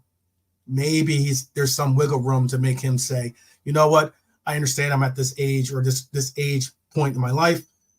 Let me to bring in other players or to be able to allow for other players to be on this team to the level of what we need to win trophies. You know what? Maybe I don't ask for 300,000 a week. I ask for 280, you know, or 275, and that extra 25 that you would have had to go above and beyond for Virgil gets tacked on to a Musiala or a whoever, or a Davies, or whoever you end up, a big name profile player that you bring in that you can then utilize that difference that you've made off of the budget. That's my personal take on it. So, well, you just said it there. If you sign them up on what they want, Virgil, Trent, Mo, that's £1 million a week. Right, so you're asking the club to commit £1 million a week, basically. Virgil, Trent, Mo, plus bonuses. 2 of them are in their mid-30s. Yep. One that ain't gonna happen. Like you just said, that will not. That's 50 million quid a year on 2 guys in their 30s and Trent. That will not happen. There's something is going to have to break there. Something's going to have to change in that scenario, because why would Mo turn down 350 somewhere else to stay here on 2? Why would Virgil? You might get one of them, but yeah, that's not going to happen. That kind of outlay on 2 guys in their 30s plus a Trent. Yeah, I can't see where this is going to break, but it's going to break somewhere. You know, how can I envisage a scenario where all 3 end up staying? How does that work? Mm-hmm. You know, is it one on a 2-year deal, Mo on a 1-year extension, and Trent on a 5-year? Maybe something like that. Mo just gets 1 more year on his current wage, something like that. He's not getting a 4-year deal, though. So there might be someone out there that's going to offer Mo a 4-year deal on what he's on now. So what does he do with that? This is getting very, very complicated. Like you were saying, it's okay that you can end up with a Salah. That's okay. That's one, because we expected that, because we knew that was going to happen. Virgil as well, similar-ish enough, not great, not ideal, but the Trent one is the one that's criminal, that we've allowed a Trent to get to this point. He should have been locked down 2 years ago. He was the one that should never have ended up here. The 2 boys in their mid-30s, yeah, cool, that's natural. Okay, that shit happens. 2 of them at the same time, look, not ideal, but fine. But to add Trent into that mix that looks bad then. That should have been knocked down 2 years ago. To let him get into this situation, that's the one that's really, it's to add that into it. That's the problem. Yeah. I mean, there could be also some parts of it being, part of Trent, basically. Again, a lot of these, I think personally, a lot of these players do recognize the fact that there is an ability for them to take control of their future by, saying, oh, well, you know what? I'm not really interested in trying to talk about a contract right now, But that's the thing. Before you go into it, that's the thing. Like the thing has been said that there was no offer. So that's the thing. It's not like he's been turning down, deal after deal. And I get 100% what you're saying. Some of these guys, they want to do their thing. But it sounds like we haven't even gotten to the table with this kid yet to make like offer number one. Okay. That's the fucking problem here. Yeah. That's the problem. It's like, how have we not had him at a table 2 years ago trying to get this sorted? There was a report. This is something I actually did have this in my notes here. No, I could be completely wrong on that. Again, I could be completely wrong. This is what the notes say. It says still very quiet. This was James Pierce speaking as well. He says still very quiet. He did ask Trent if he might stop for a few minutes after the game last night, and he said they were in a rush to get their flight back to Liverpool. But he said he would stop at the weekend. So that'd be interesting because, of course, we've heard Salah and we've heard Virgil or Van Dijk speak in recent weeks about their situations, but we've heard nothing from Trent. So it'll be interesting if he does give his take on where things are up to. But no, it's still, my information is, it's an ongoing process being led by Richard Hughes. So, so again, I don't have, and that's James Pierce speaking. So I'm confident, by the way. I think he signs, by the way. I would put out, I just think it shouldn't have got here, but I do think he will sign. I don't think he leaves. Yeah. It was like, and the thing, what it takes, what the price tag is that's going to take him to. He's in a much better position now, isn't he? Yeah, he's in a much better position now. He can go. Look, I've got an out offer there from Real Madrid so not trying to hang you out to dry. He's not going to rinse the club, right? But he's in a much better position than he would have been 2 years ago, right? For him as a player, he's right now he has the world at his feet. I would imagine he can stay in Liverpool. He can ask for, as much as he wants, or he could probably say, new adventure, Trent's life part 2. I can go off to Madrid, whatever he wants to do. It's all up to him now, and Liverpool know that. So we basically have very little negotiating, very little. Yeah, So how far do you want to go? No, I said, I don't think he's with that. All I'm in agreement with all of that. It's very similar. I mean, look. When Bobby's contract got down to where it was getting to, I was concerned because Bobby was my favorite player on this team, or on at least the Klopp era team, and I did not want to see him go. I wanted to see him stay. I wanted to see him at least sign a year with a team option maybe or something like that. Extension. I would have liked to seen us in this formation. I think Bobby would have been able to still contribute in this formation, to be honest with you.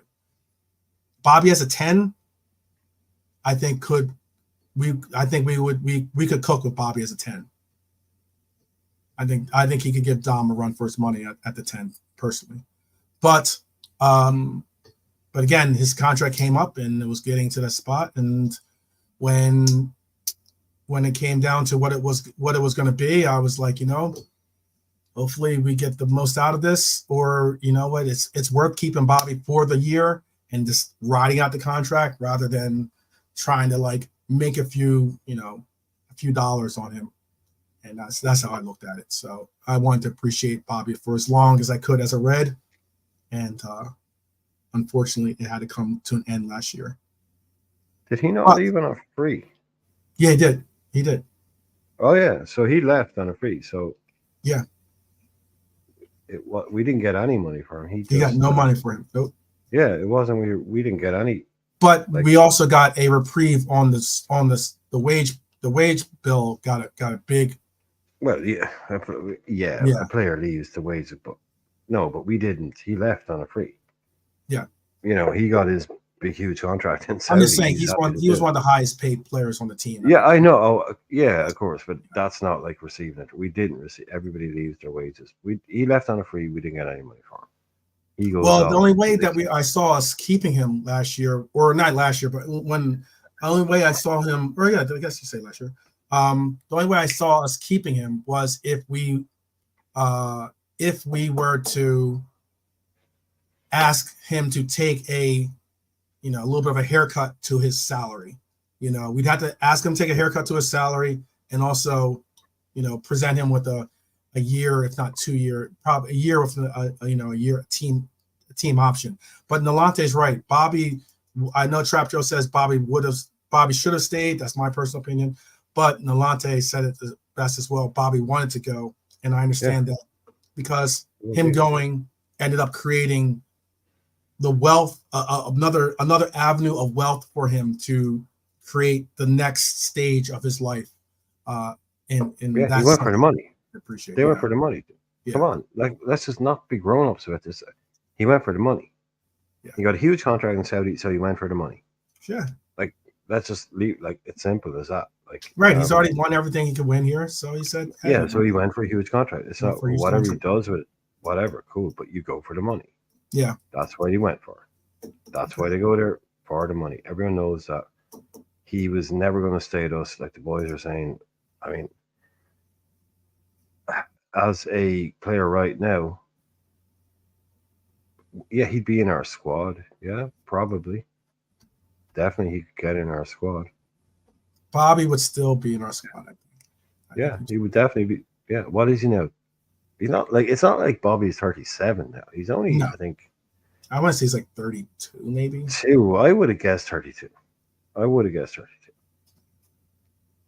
32. He's not ancient. It's not like he left. Yeah, he's 32.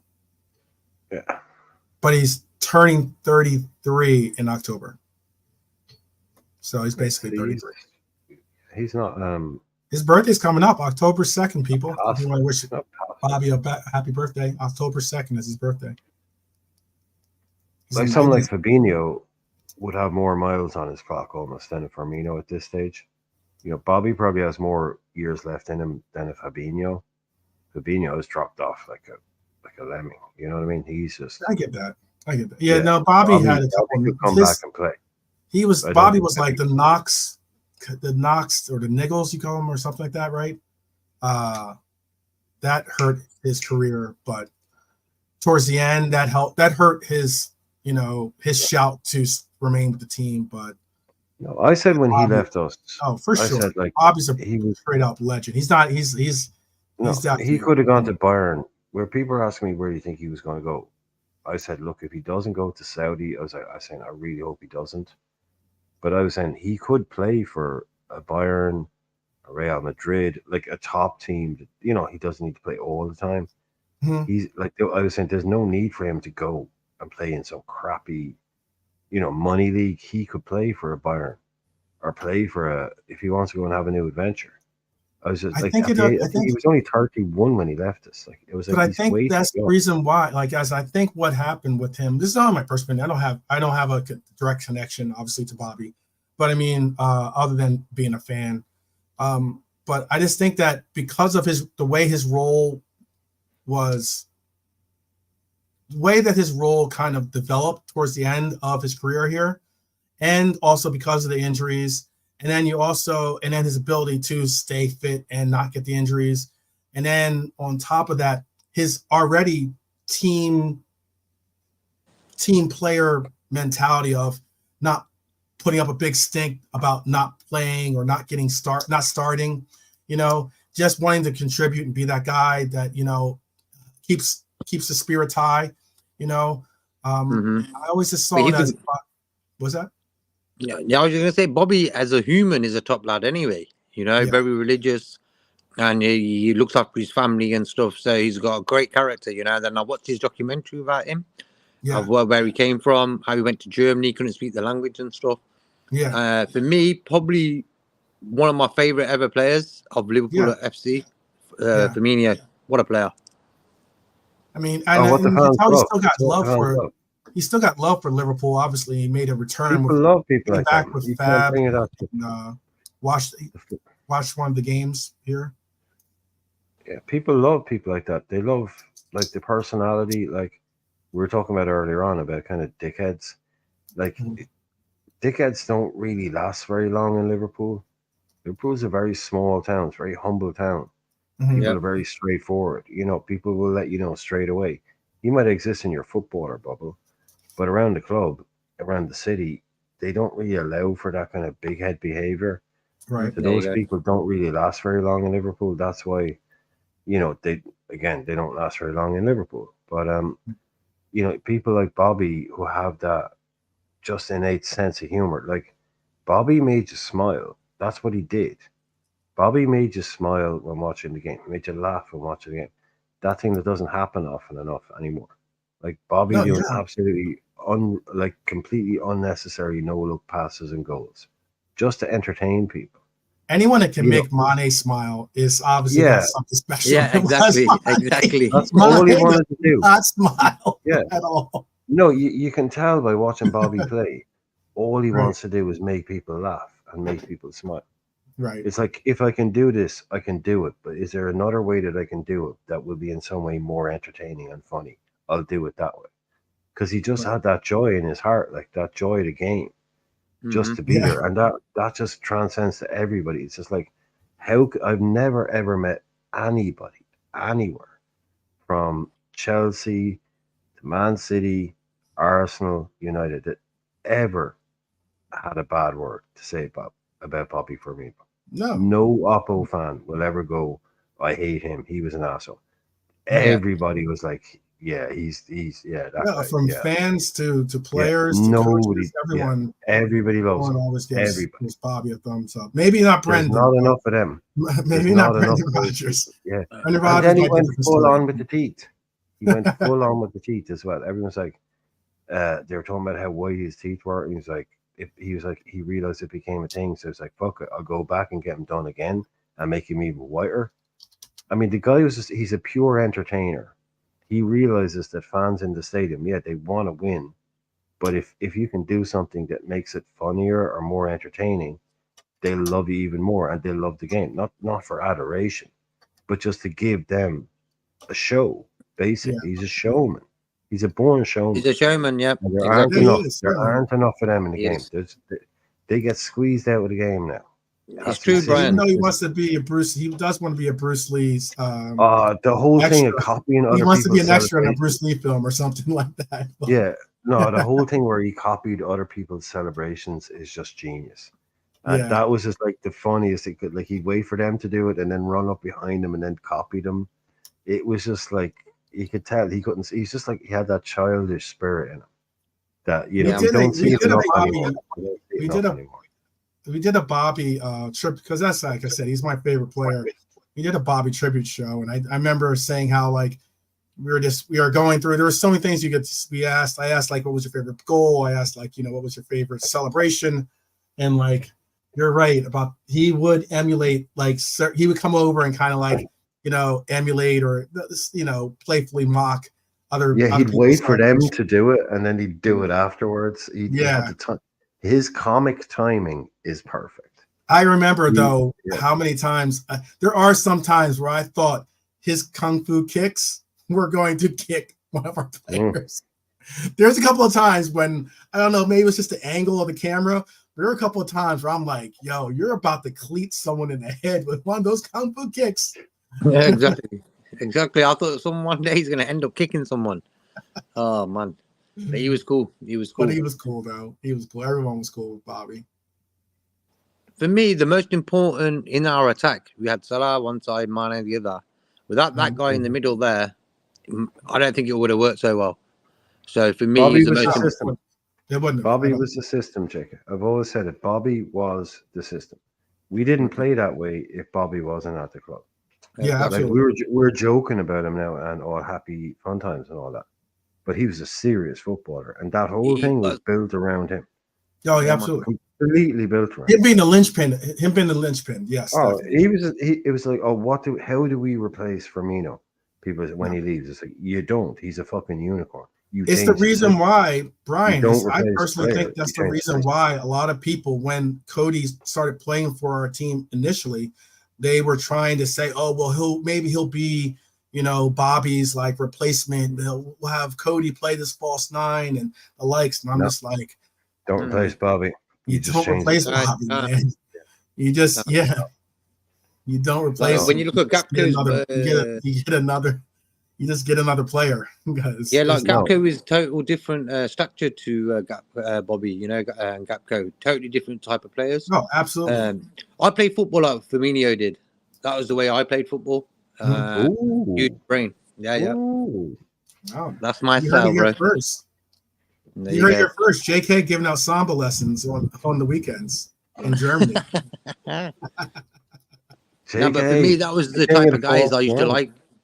When you look at Matt Letizia, them type of players, very similar in like skill wise, and I appreciate skill. When a player just don't run like a idiot all game, like Danny Mills, for example, nothing special, just run around all day.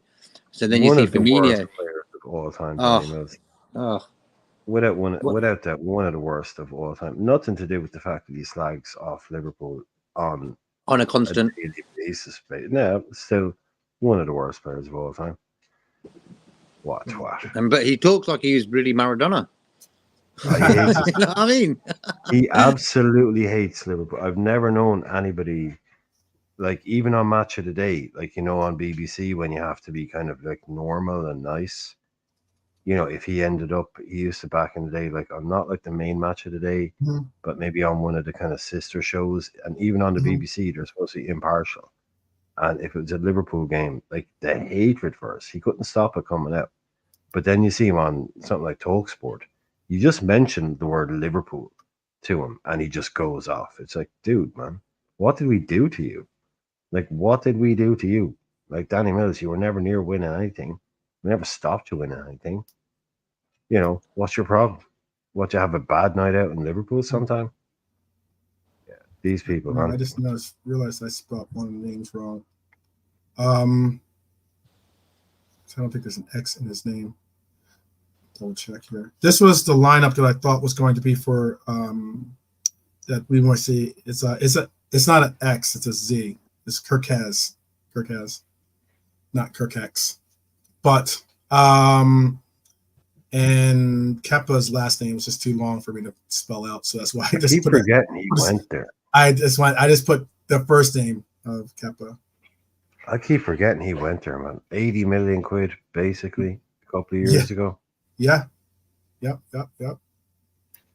I think it's Zaberni as well.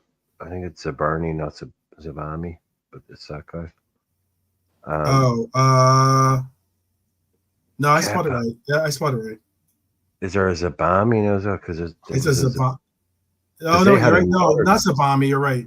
I thought that should be RN, not M. It looks like when I was looking at it, it looked like an M. Because I might need glasses, apparently. So yes, it's the Barn. You're right. It's the Barney. You're right about that. A couple of typos. I can get it. Let's see if I can. But who we were talking about, like that guy Pivot, he's really good. Yeah, that Pivot guy, he's brilliant. Yeah, the Pivot guy is good. So is the Pivot. So is really the striker good. guy. The striker. Yeah, striker. That guy, John Striker. He's a great. If you haven't heard of him, John Striker. He's Portuguese. He's great. He's really, really good.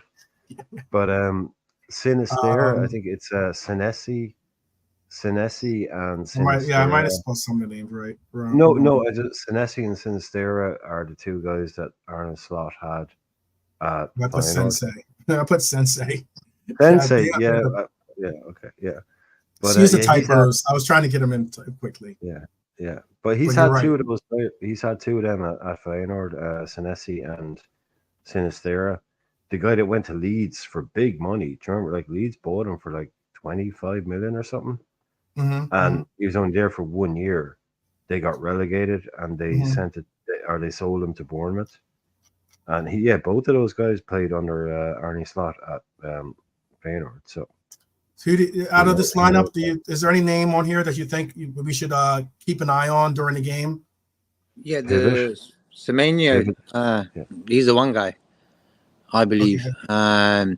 And also that Vinilson. What I don't like about Liverpool sometimes is when a guy hasn't scored for his new team yet, comes to Anfield or plays Liverpool and he gets one, you know. Yeah. I hope that guy really don't score tomorrow, man. That's his first ever goal for Leeds. 25-yard screamer. Of course it is. Of course it is. Scores a Puskas Award winner. That's his first ever goal for that. Fucking of course it is. Yeah, man. Happens all the time. Eric Evans. I was going to say keep an eye on Kluivert. He has a tendency to be very physical as well when it comes to playing against Liverpool for some reason. So I don't think he's ever going to get to the level of his dad, but no. There's a reason why he's playing for Bournemouth. He got to Roma. He was at Roma. He's kind of like I think a little bit on his dad's name, but yeah, I got what you're saying though. He's like a not very good version of Gakpo. I think like he's not a winger, but he's not a striker, but he's kind of a half and half type player. Yeah, he doesn't seem to have the same talent though. Their three are doing well. So is Tavernier, Marcus Tavernier. He's a good player. Yeah. He's a good player now. That guy. No, I think he's at his level. I think Bournemouth is his level. I'm not saying he should play for City or us or anything, but he is a very good player. Yeah, he's one to watch. Yeah. And as you said before, Evanilson, the Brazilian who came from FC Porto, and then for $41 million, that's American at least. I don't know what it was in pounds, but it's still a healthy bit of change for Bournemouth. For Bournemouth, Bournemouth spent a bit of change on this guy. So big money. So yeah, they're looking for big things, I'm sure, from him this year. So yeah. I'm sure says he'll check. He's giving me a shout, JK, that he's going to check them out.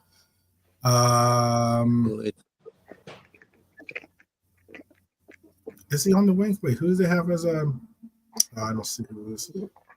Adams and Quattara are out for Bournemouth too. By the way, is that the They have the Colombian plays on their team here. Yeah, that's the guy who's talking about earlier. It's in the Stera. Yeah. The guy that Arne Slot had at Feyenoord, along with Senesi. So he's a guy that bought from Leeds. Yeah. I'm assuming he'll play. Yeah. If he's fit. I remember that he's playing for Leeds. I guess. Yeah, you're right. Yeah. Because he scored on us. He's the guy that scored on us actually in that Leeds game. Oh, they paid big money for that guy, man. He's not like again Leeds, Bournemouth, like they're paying prices for players that will put them out of the reach of most other clubs in Europe. So they do have dangerous footballers on their team that you may not have heard of it. Like this guy Evanilson, he's a £40 million Brazilian winger. If he decides to have a good game, we're in trouble. Yeah, you know what I mean? Like he's one of those guys. So let's not sleep on these people. Is what I'm saying. No, let's not sleep on them. But hopefully, we do our thing. We can really test Sorojo and or Kirkez in that back line and really put it to him. Not have Senesi looking more like Sensei. That's I wrote. Yeah. Wax on, wax no off. senseis on the pitch. No senseis on the pitch. But oh man. Well, we're gonna wrap up here. It's 2-hour mark. Is there anything you wanted to say to the people before we allow for them to enjoy their TGIF today? Oh, Red Arm Chair. I do remember that. I don't understand why we're linked to Tyler Adams. I'm sorry. That's crazy. What? I thought that was last year's news. Yeah, that's what he's saying. He's saying You know last what I'm summer. Yeah. Yeah. Ever Where since did he we've been end up linked to going? him, he's been injured. Same with Yeah, he's been Lott. injured. Yeah. Yeah. Where did he end up? Him, Tyler Adams. He's with Bournemouth. Whoa. Okay. Yeah. Okay. I'm surprised you went there though. So that's what I'm saying. You know, sometimes you get players linked to us, and then they end up at a team that's not really great. He's been in and out of standing-wise. the U.S. men's national. He's a very important player in the U.S. men's national team. Okay. I think personally, he's a better captain than Christian Pulisic. Pulisic's the captain because he's like one of the best players on the team. Period. But I just think Adams is a better player. Better player in the sense of he's has a higher football IQ, I believe. You see, like Adams, he's like one of those kind of Henderson type players, isn't it? Like, I mean, a midfield ball winner. Yeah, exactly. Like, he's not a 10 or not a 6. He's a high energy. He was at Bielsa's Leeds, right? He's a 6. Yeah. He's a 6. Yeah, you don't get to play that role under Bielsa at Leeds if you don't have legs that can run a marathon twice a day, high intensity. So, good player. Like, I heard a lot about him. He was being linked with us. No, Tyler Adams is a good player. Yeah, no, he was linked with us about 2 years ago. It was just like, I don't think so. It's just the injuries as of late have really derailed his progress because he should be playing. He should be on the levels of a McKennie or of even a Pulisic, these players are playing on big name teams. I mean, Juventus, AC Milan, like those kinds of level of players. Tyler Adams is on that same in that same breath, but he was being talked about when they got him, when Leeds got him as one of those, because he have a lot of hot McKennie, Pulisic, Adams, that other guy who was also a midfielder, who was kind of good. I can't remember his name. Reina. You have a lot of these people. They're all around the same age as well. Red Armchair. That's not Tyler Adams, by the way. I'm sorry. The one that famously said, "You don't know where I'm from, dog." That is Clint Dempsey, and that was against Micah Richards. They've actually had interactions since that show because they are on the same network as well. Michael Richards is a comedian though. He's a comedian. I reckon he's well funny, man. Like, fair play to him. At least he brings a bit. I don't think, but Dempsey's right. You don't know where he's from, dog. Like Micah is certainly a big guy, but Dempsey is not from a part of. He's from a part of Texas where you don't mess around. Ask questions later. Yeah. You don't mess around in those parts. Trust. So, and I know Clint personally. He's a fun guy, cool character. Really down to earth, likes to chop it up. But when it comes to the pitch and being in football, and he's high intensity. He is absolute high intensity. So like at that moment, he especially during that era where like a lot of footballers would try to like sun American players, Clint's not that guy to mess around with. He's not backing down at all. Not bad play. Yeah. Yeah, he can definitely throw it down. Yeah. I don't remember Adams saying it too, though. I don't remember that. You'd have to remind me of where Tyler Adams said it. I just know that was the famous story that I've heard as being something that was said where he was like this, it's funny, pretty funny. Clint Dempsey is a character. He is definitely a fun character to be around. See, every night I tell you, people, you don't get this anywhere else. You do not get this anywhere else. I mean, we've got mingling with Dempseys and stuff. Yeah. You know what I mean? Yeah. Nah, fair play. Yeah, he's fun. He's a funny guy. But but just don't approach him with your hands in your pocket. Yeah, just announce because he will shoot you. Yeah, maybe He so. will shoot you. Maybe Yeah. so.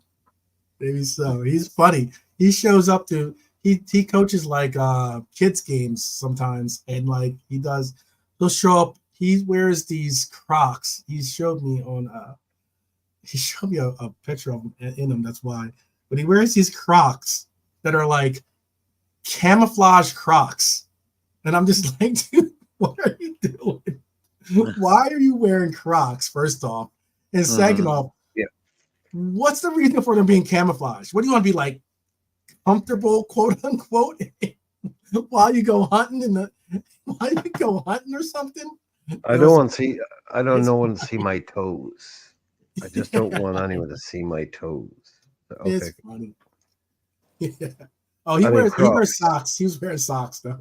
That's even worse. I don't understand that either. Are you fucking serious? He was wearing socks with Crocs. I mean, look, Crocs is a crime against humanity.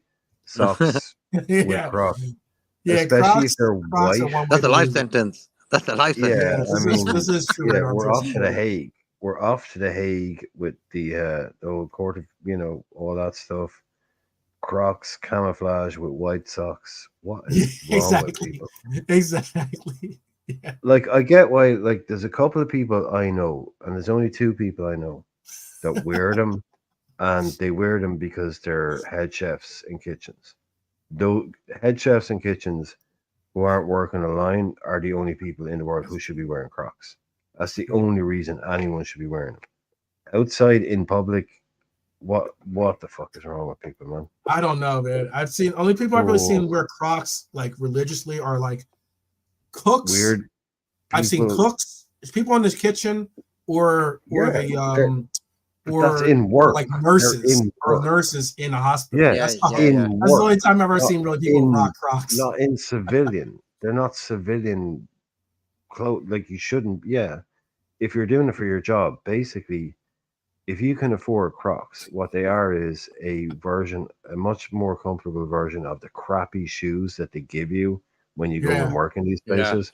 So if you can afford Crocs, they count as like they pass, so people wear them. Yeah, but like, you have to buy them yourself. But you don't wear them fucking outside where other people have to look at you wearing them, especially if you have shorts on and you've got socks on. Oh yeah, that's what he was rocking. Yeah, I think in the picture he's wearing like a camouflage hat, like a trucker style camouflage hat, and like shorts and like some Crocs. Like I said, some camouflage Crocs, and I was just like, I'm like, I get it. Like, you just didn't feel like picking out an outfit, but man.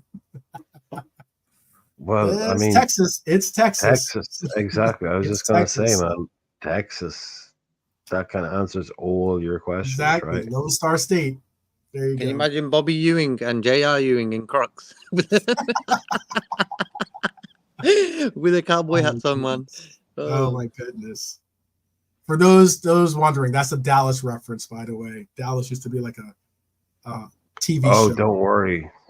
That's it. Some people not get. I mean, I'm just saying for some younger. Oh no, our generation, I reckon there's 90% of in our chat knew exactly what that reference was. Yeah, Dallas was huge in the UK, man. Everybody thinks that's what America's like because of Dallas for about 20 years. They thought that's what all Texas Americans is are like that. Yeah, they thought that's what Texas is like. Yeah. That's what TV will do, man. Good luck. Stereotypes everything TV, that's how they get the message across to the whole world. How you choose and how you react to certain ethnic groups, Well, I always liked Dynasty, but I also loved fucking Falcon Crest. I thought Falcon Crest. Yeah, Falcon Crest. I heard that one. I loved the theme because that was like a winery in California or something. It was like, but and it was bizarre. But yeah, Dallas just went off the rails. But like. Dynasty, Dallas, Falcon Crest. It's like, oh, that's what America's like. Cool. There you go. Okay. Yeah. Job done. These are all like 80s references for those. I know 80s prime time. There you go. No, yeah, man. When there was 4 channels. Totally 80s. Yeah. That's it. Yeah, I know. Days of Our Lives. There's a shout. There's a shout. It's like when you say you're from England, they think straight away you eat fish and chips every day. Yeah. Come on. Yeah, Yeah, no, the English version of America is a media fed version. The American version of England and Ireland is a media fed version. It's the same, yeah, works both ways. Anyone that's never been to either of those countries will only ever know that country. Yeah, Like like I that. have an image of America that's vaguely true, but 90% media fed, like yeah, from yeah, Knight Rider and Michael yeah, Mann movies, and but I've never yeah. been to the fucking place. Sure. And even a load of people who they've seen 1,000 documentaries about Ireland, Come on. they've never People been still think there. that people still think So that that lifeguards, the beach lifeguards, solve mysteries or something like of that. course they Like do. Baywatch. No, Like don't tell me they how many don't. stories can you Don't get off of Baywatch? But I mean, don't tell me I they mean, don't. I mean, No. I but it don't is tell what me it is. Pamela Anderson. Pamela Anderson, she was a super sleuth, and I'll never hear. No, Yeah. yeah, she was a genuine detective. I know, man.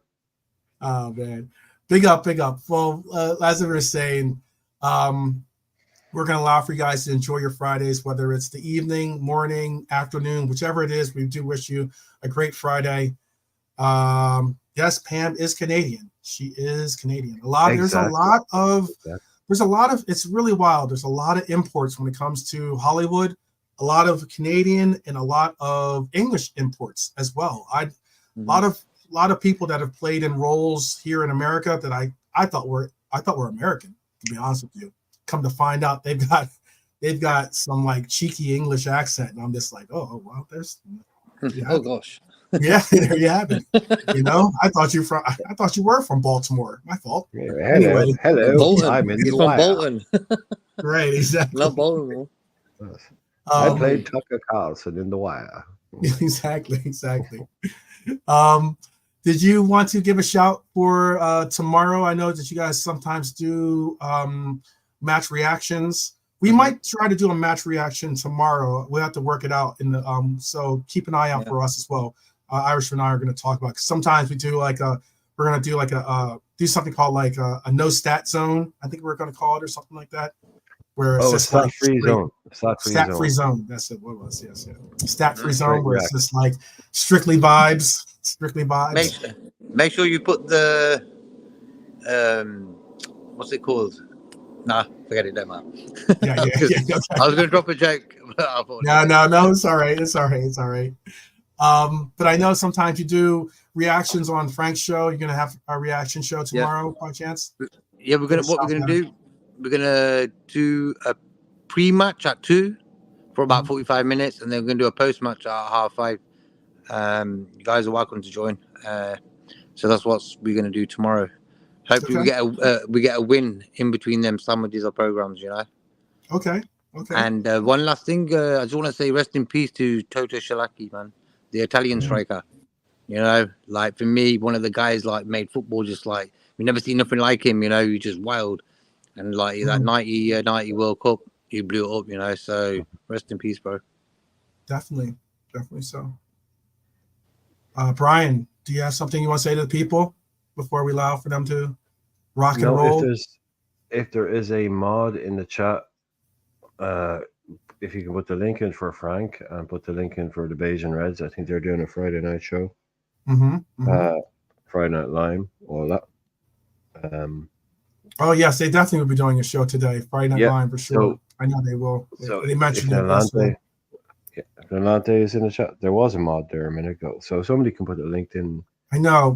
Bernie, if you can, reach out to me on Twitter, Bernie. I've been wanting to make you a mod, but for some reason I can't find I put in your address or your name, and I can't find you on YouTube to put you in as a mod. So if you give me I think I could maybe do it through your email possibly, or something like that, or maybe I can find that way. But I've tried to put you in, or maybe I can get Irishman to put you in as a mod. No, I can't. I don't know. You can't mod. Okay, well then, no. We'll have to figure out. Yeah, definitely would like to put Marion and Bernie as mods as well. So you guys got nice and JK. Yeah, but yeah, I'd just like to say what JK said as well, because like I said, we talked about it before, for people in my generation, and basically for people the most, like, the golden age of Irish football peaked at Italia 90. That is pretty much, I mean, that's our I don't know. That's our Citizen Kane. That's our England '66. That's our tournament. For people in my generation and even a little bit later. Mhm. And it was Toto Schillaci that knocked us out of that tournament. Yeah. He was the one that ended our dreams. But he is still, because that's the way it is in Ireland. We didn't even expect to be that far. And Yeah. the way he did it and the way he played means that in no way is Toto Schillaci in any way hated in Ireland. In some other country, he might be as a guy that knocked him out, but he is kind of in a perverse, reverse kind of way. He is loved in Ireland. Toto Schillaci is adored in Ireland. We love the guy because he's a crazy bastard, and he Yeah. really kind of short career he did. But yeah, he knocked us out. Someone was going to knock us out. We gotten way further than we thought we could. But he broke our hearts. But at the same time, he kind of won everybody's hearts in Ireland at the Yeah. same time. Yeah. And he is. It is weird, but it's to make it sound. But yeah, nobody in Ireland hates Toto Schillaci, even though he knocked us out of our greatest ever footballing adventure. But yeah, he's entwined with that that journey that we went on, which is fantastic. Yeah. So yeah, brilliant Nice guy, brilliant player. Yeah. Brilliant player for sure. I just saw Knots Landing. I think that was like, wasn't that like Falcon Crest or something, right? Yeah, Knots Landing. Yeah, I heard of that one. Yeah. I think it was we were talking about That was a Farrah spin-off Fawcett. of a spin-off. That was one of the spin-offs from, I think Knots Landing was a spin-off from Dynasty was a spin-off and then Falcon Crest was a spin-off from Dallas, but they said, and then I think Knots Landing might have been a spin-off from Dynasty. I don't know. But yeah, they were all linked together. Yeah. They were. That was definitely an error. I mean, yeah, Dynasty. That was like the Dynasty. Dynasty was like the big show back then. Dynasty and Dallas were like the shows that went back and forth as to winning all the awards and the likes. I think back then, but gotta love the '80s. The '80s, especially if you're a Reds supporter, you definitely love the '80s. Yeah, Nolante, there is a show. There is a show tonight because we were looking for mods earlier on to put links in, and then you were gone. So yeah, well done, Nolante. Fair play. Fair play to you, Nolante. Showing up after we asked you to put the links in and asking if there's a show. I don't know. I put Frank. Here's Frank's. Backstage. This is We're gonna Frank's. have to meet backstage.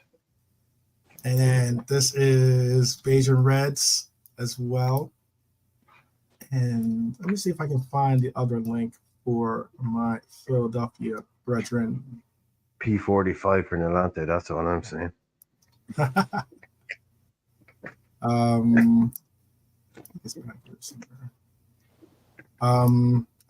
That's too far. Yeah, I love the fact that we got a little got some love from was he from, did you actually converse with him? Did you, because I know he was saying some things in, actually he said something in Indian, you said, right? And then and then he say something in English. He says something else too. He's from Mauritius. He's from Mauritius, he was saying. He's from Mauritius. Yeah, because you get like an Indian influence in Mauritius, but he spoke Hindi, so like he was cool Punjabi. So yeah, but I understood what he was saying. That he was like big up Redman, Hope you're cool. That's a lot cool. of people working, a lot of Indians working there in the tourist industry. Put it that way. Yes, I would imagine. Yeah, I'm trying to. We're trying to be like Liverpool. We're trying to be completely like Liverpool. We're trying to be a global channel. So we've gone from Mauritius to Texas. We've got Ireland, and we're global. The only thing we don't have is Japan. Yeah. Oh well, Japan, soon enough. We're done. Soon enough. Then we can go. Yeah, we'll have one from everywhere. Soon enough, we will be. Hopefully, we will be. Because trust, I would love to do a show from Japan. I guess we got to Yeah, do it while we have that's Endo, smart. unless we get Kubo. That'd be cool too. Or maybe we could do one from Korea, get Kang and Lee. Be good. All right. Enough of my Asian shouts. I'm gonna say goodbye and thank you to everyone out there. Hope that your Friday is an amazing Friday. Be sure to check out Beijing Reds TV later on for Friday Night Lime. 1 And a.m. UK time. I think for anybody interested, it's 1 a.m. UK time. yes, yeah, you'll need a lime for your Yep. cerveza. For your Corona. For your Yeah, Corona, yeah, exactly. Keep the flies And out. yeah, big up to everyone that joined us late or have been riding with us this entire time. Big up to each and every one of you, each and every time. I will hopefully, like I said, we might have a show. We'll definitely have a Sunday review of the game for Saturday, but we might have a Saturday show. We're gonna work it out backstage real quick, so keep an eye out for that tomorrow. If at anything, it'll be at that 7:00 hour, all the same for tomorrow. If we're gonna do one tomorrow, so just keep always if it says 7:00 in the UK, hey, tune in, look to tune in. So, all right. Nalante with the late dig to the ribs there. Oh no, 12, not cool. I saw that. I can even say, I even heard it in his accent. You know what I mean? Yeah, I know. I heard just the way he said, "Oh no, 12." The way he said it, like, I "Oh know. no, 12." I know. Oh, and I didn't say hello to Dakota, by the way, and Pops yeah, probably, and Jimmy. So Yeah, bless everyone. yeah. Yeah. legends, everybody. No, I want to. People are just naming. People are just naming 80s shows. Let's take all of Sociedad's best players. How about that? We'll take Zuby and we'll take Kubo. But anyway, big up to each and every one of you. Big up to Pops. I didn't get to say hello to Pops, but big up to Pops. And yeah, we'll check you guys out. Maybe we'll see you guys either in the chat or even on the panel for Beijing Reds later on. Or, we'll see you guys tomorrow, hopefully after a victory. But as always, until then, all I can say is up the Reds, people, up the Reds. All right, take care, guys.